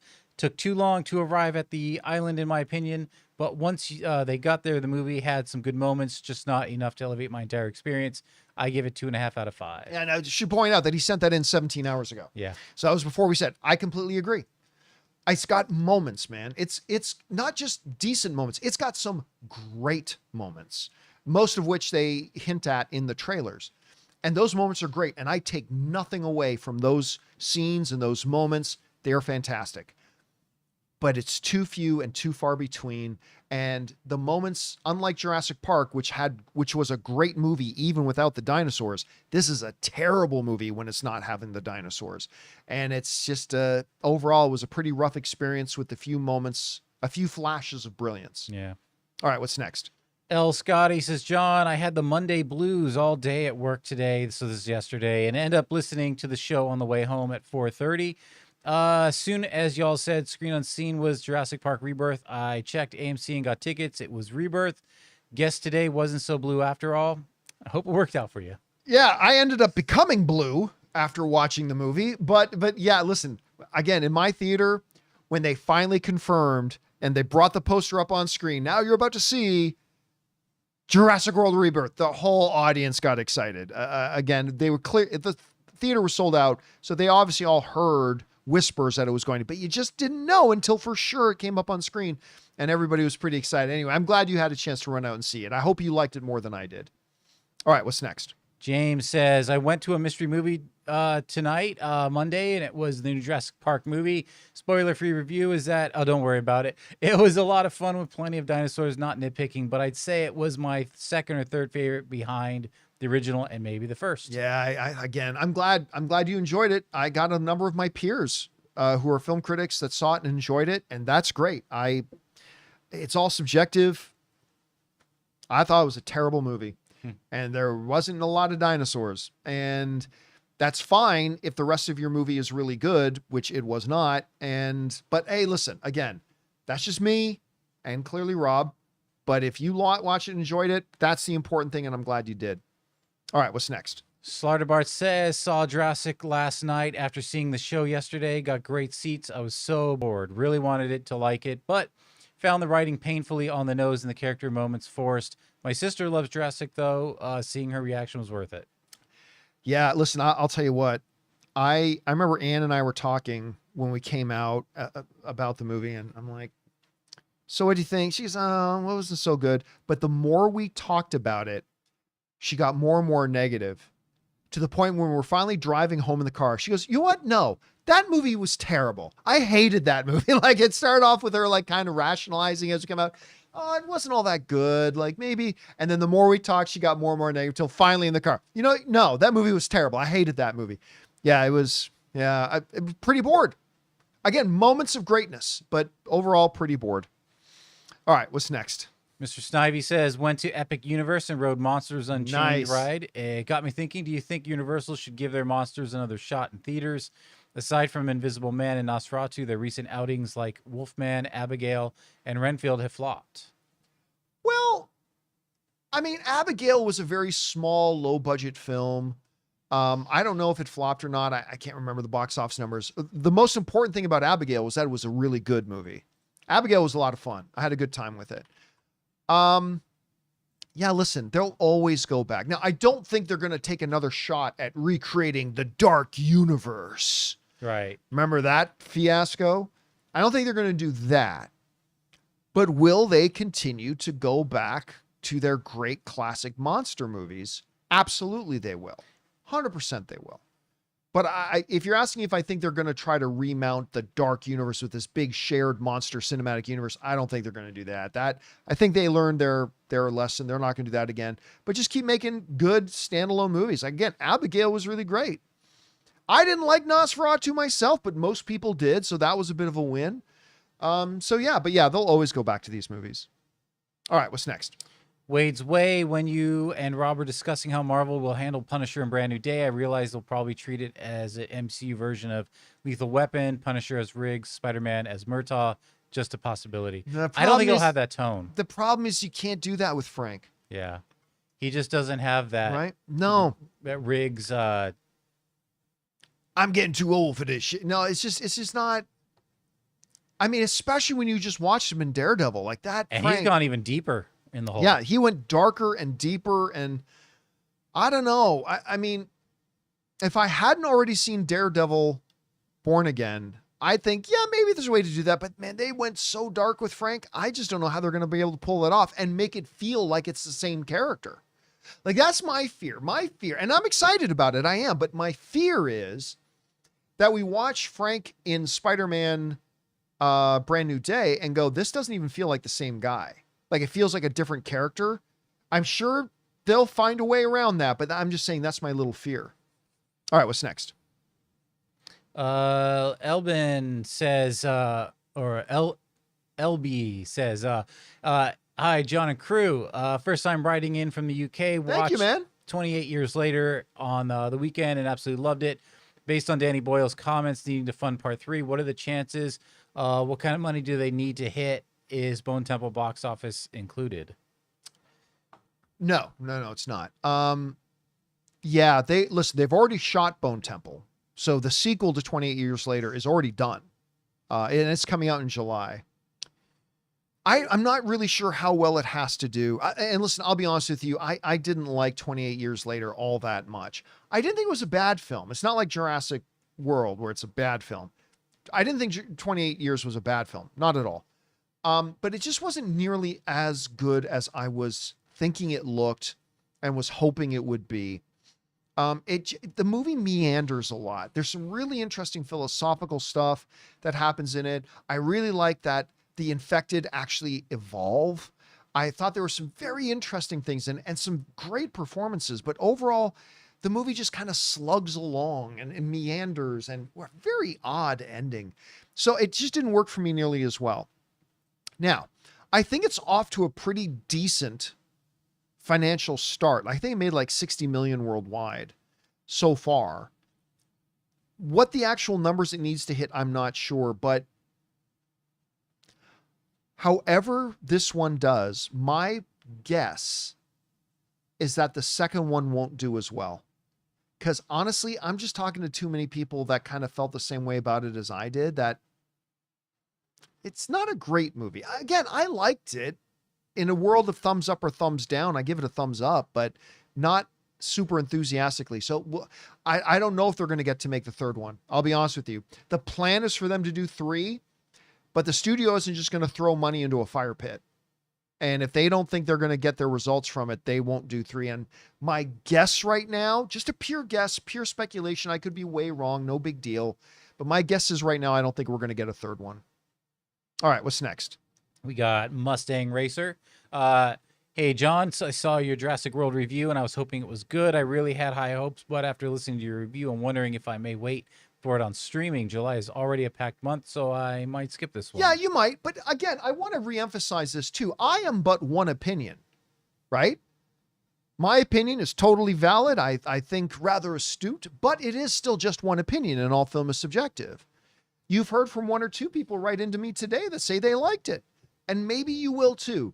I would simply say this: weigh how you feel about the trailers and weigh my review of it, but also weigh other people's reactions to it as well, and then make a decision. And just because I didn't like it doesn't mean you won't, right?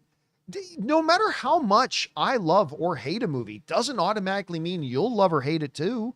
You might feel completely opposite as I do. Again, so take my review into consideration, but don't make it the only thing you take into consideration. To also take your general feelings of the trailers, your anticipation level, what some other people are saying about it, and make sure you weigh all of it together. Never just rely on one guy, even if it's me, especially if it's me. Never just rely on one guy's thing, because even if we are very similar film fans, we can react very differently to a piece of art. And so maybe you still do go see it. I wouldn't, but maybe you still do. All right, what's next?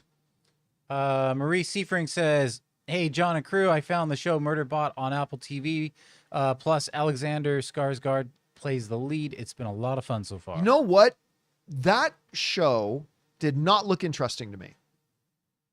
I didn't like the trailer, but I love Skarsgård, right? And it's a neat premise, but it kind of looked like a throwaway show to me. I still haven't started watching it, but Anne, my wife, has started watching it, Marie, and she's really liking it. So I've decided I need to get on that show. So probably in the next week or 2, I'm going to start watching that and probably binge it. But I've heard good things about it, and your recommendation is just the latest one for it. So yeah, I'm going to have to check it out. Right. All right, what's next? James says, John, I'm looking forward to John Bernthal and Spider-Man. They both should be familiar working together, as it wasn't so long ago we saw images of Holland and Bernthal on the set of Nolan's Odyssey. Also, did you ever see a small film? Both were in Pilgrimage. You know, I totally forgot about that. We talked about those images on the show. Yeah. Where we literally saw Tom Holland and John Bernthal together in Odyssey. Did that have something to do with them bringing it? No, I'm sure it had nothing to do with it. I mean, they're not going to rewrite a story just for that.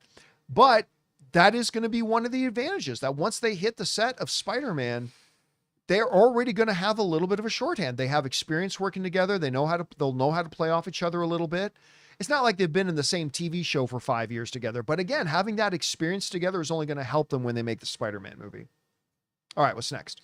Aaron says, hey, crew, there isn't enough people talking about the 3-legged infected in 28 years later having a prosthetic to avoid child labor laws. But on a more serious note, I'm more concerned than excited about Punisher being in Spidey 4 due to clashing tones. Again, that I am excited about the news. I'm happy about the news. But I have some reservations. I have some fears.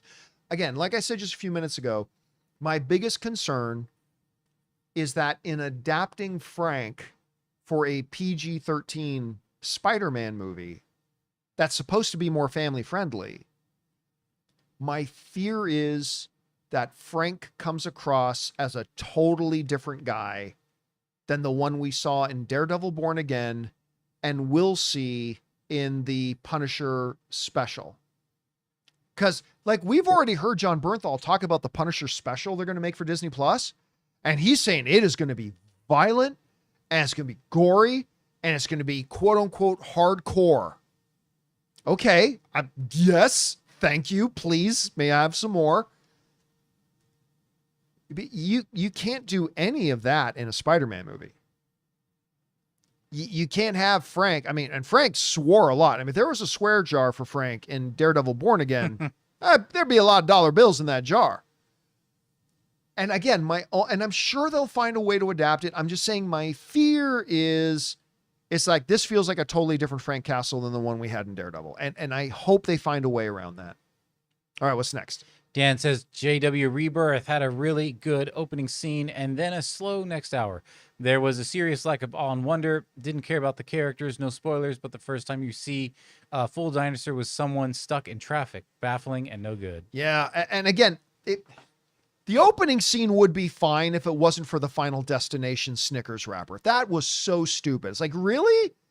In this big, top-notch, high-security, state-of-the-art, a Snickers wrapper shuts down the whole security system? That's how we're starting this movie? It was, very questionable. Very questionable.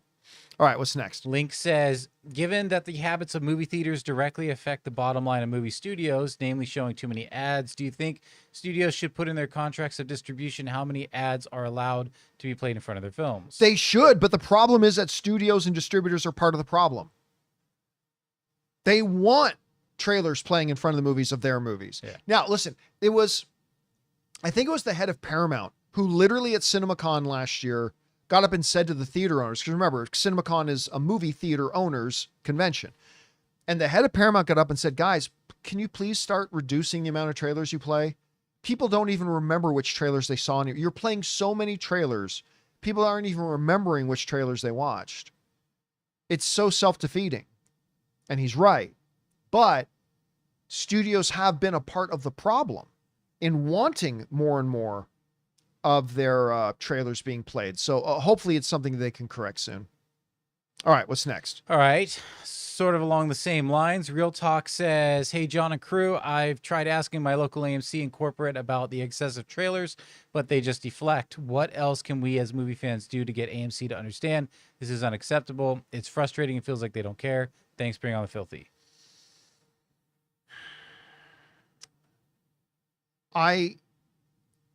The only language corporations understand, and it's fair enough, is money. That's the only language they hear. You guys know that I myself, I'm not calling for a boycott, but I myself have made the decision for me that if the movie theater I go to, which happens to be AMC theaters, if they want to continuously steal my time by playing a half hour of adverts after your stated showtime start and I paid to be there. Again, it would be another thing if it was a free movie. Like this show is a free show, right? You can watch the John Campea Show for free and there's ads because it's free. And so some ads get sprinkled in there, right? That's how we pay for it. If you want to show us if you want to let me into the movie theater for free and show me a half hour of ads, okay, I can live with that. But we're paying to be in there, right? We pay good money to be in there to watch a movie. And so I made the choice for myself. I am no longer spending any money at their concession stand on their overpriced concessions. I've been to now about 5 movies, I think, since I made that decision. And since I, on average, spend $20 to $30 every time I go to the theater, I figure they have now made $120 to $150 less just from me over the past couple of weeks because they insist on trying to steal our time. And while I'm not calling for a boycott, I do encourage my fellow film fans to stop buying AMC's overpriced popcorn and soda. Do not give them any more of your money. Eat before you go or bring some snacks in with you, but do not give AMC theaters any more of your money if they insist on continuing to steal your time. And then what I would do is, when you go to the AMC, and be polite, be nice. These are not the people that are doing it to you, okay? They're just doing their jobs. So be nice and be polite and be friendly. But maybe the next time you go, ask to speak to an assistant manager and just say, hey, listen, thank you for the job that you're doing in facilitating us coming to the movies, but I do want to let you know as a consumer and as one of your customers that I will not be buying any of your concessions today, nor will I in the future, because you guys simply show far too many advertisements when you told us a movie started at 7. Starting a movie at 7:30 when you tell me and I paid to be here at 7 is unacceptable.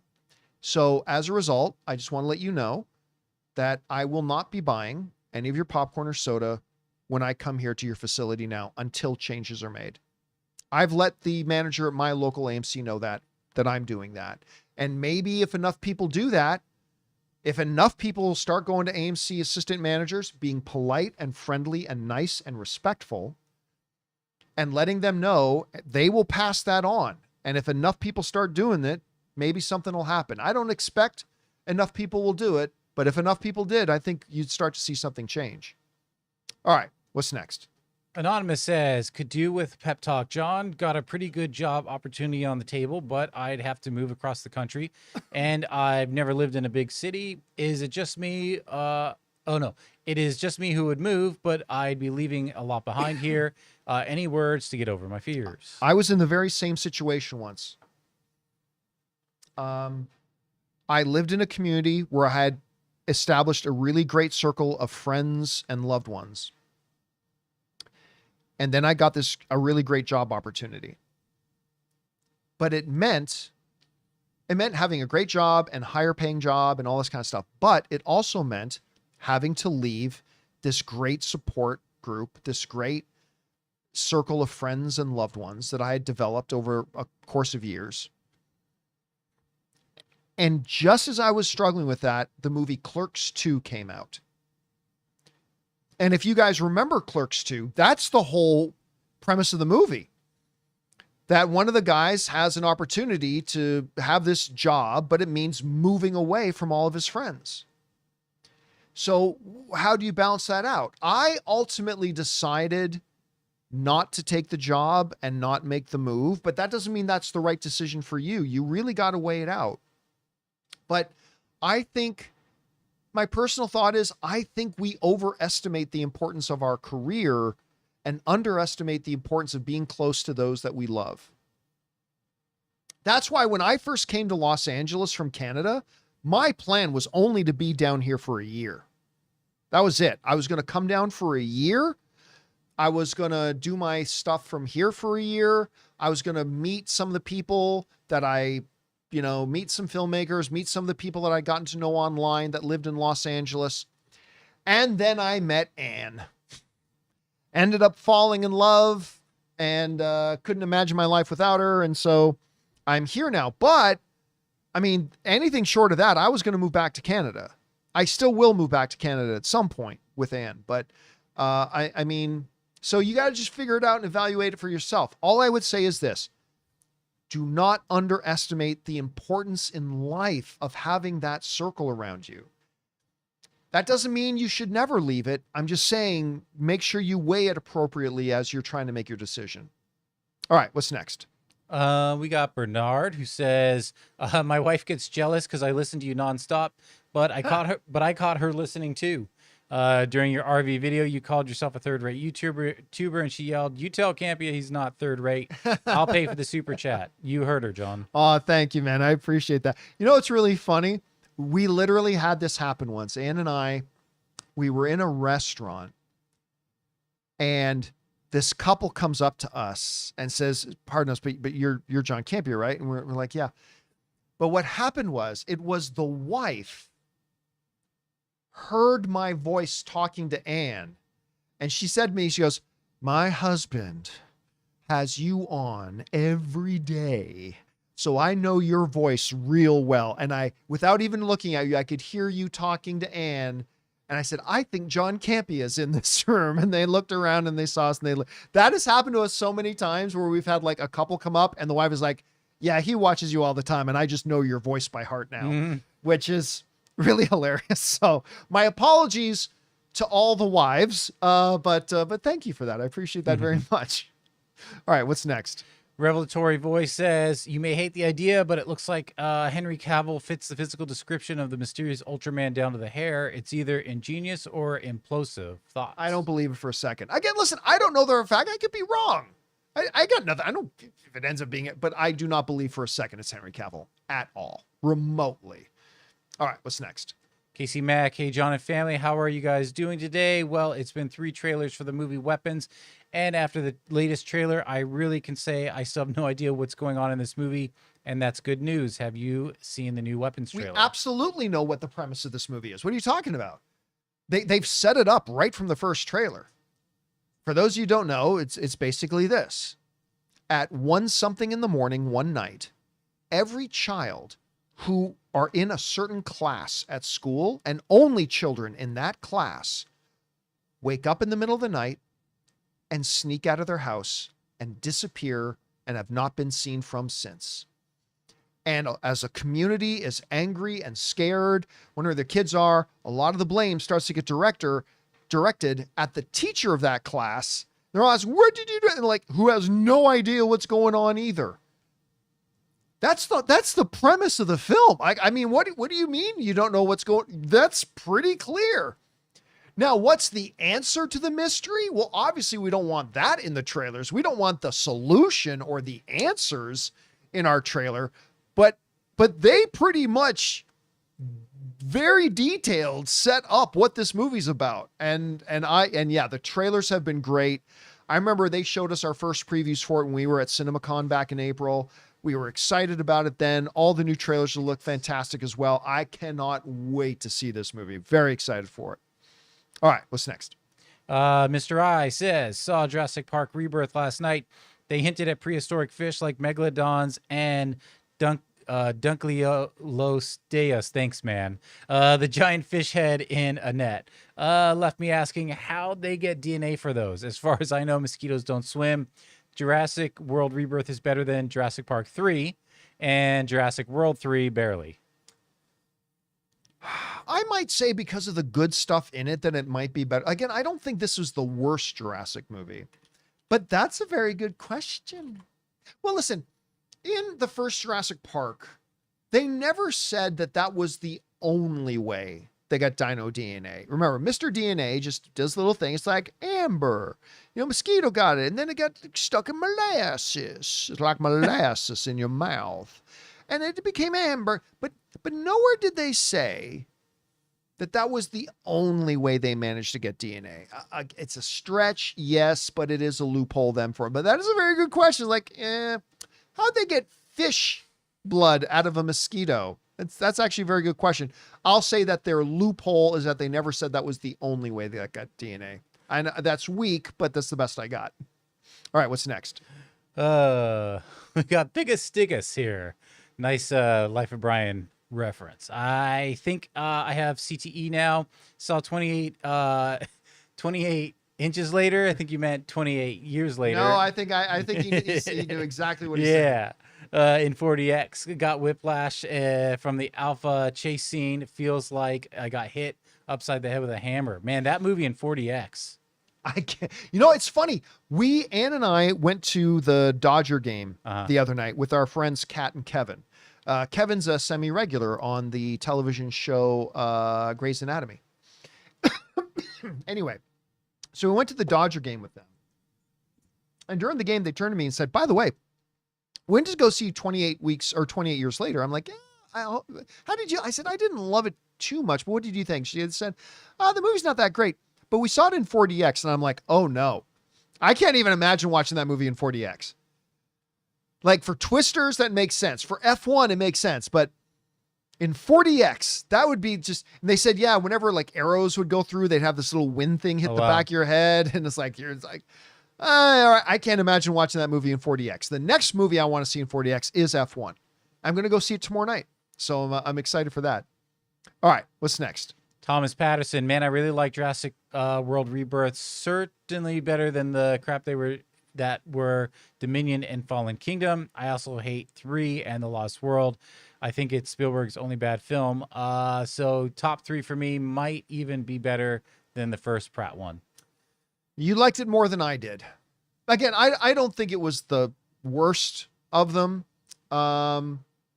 But I do think a couple of the Jurassic Worlds were better. Definitely the first Jurassic Park was better.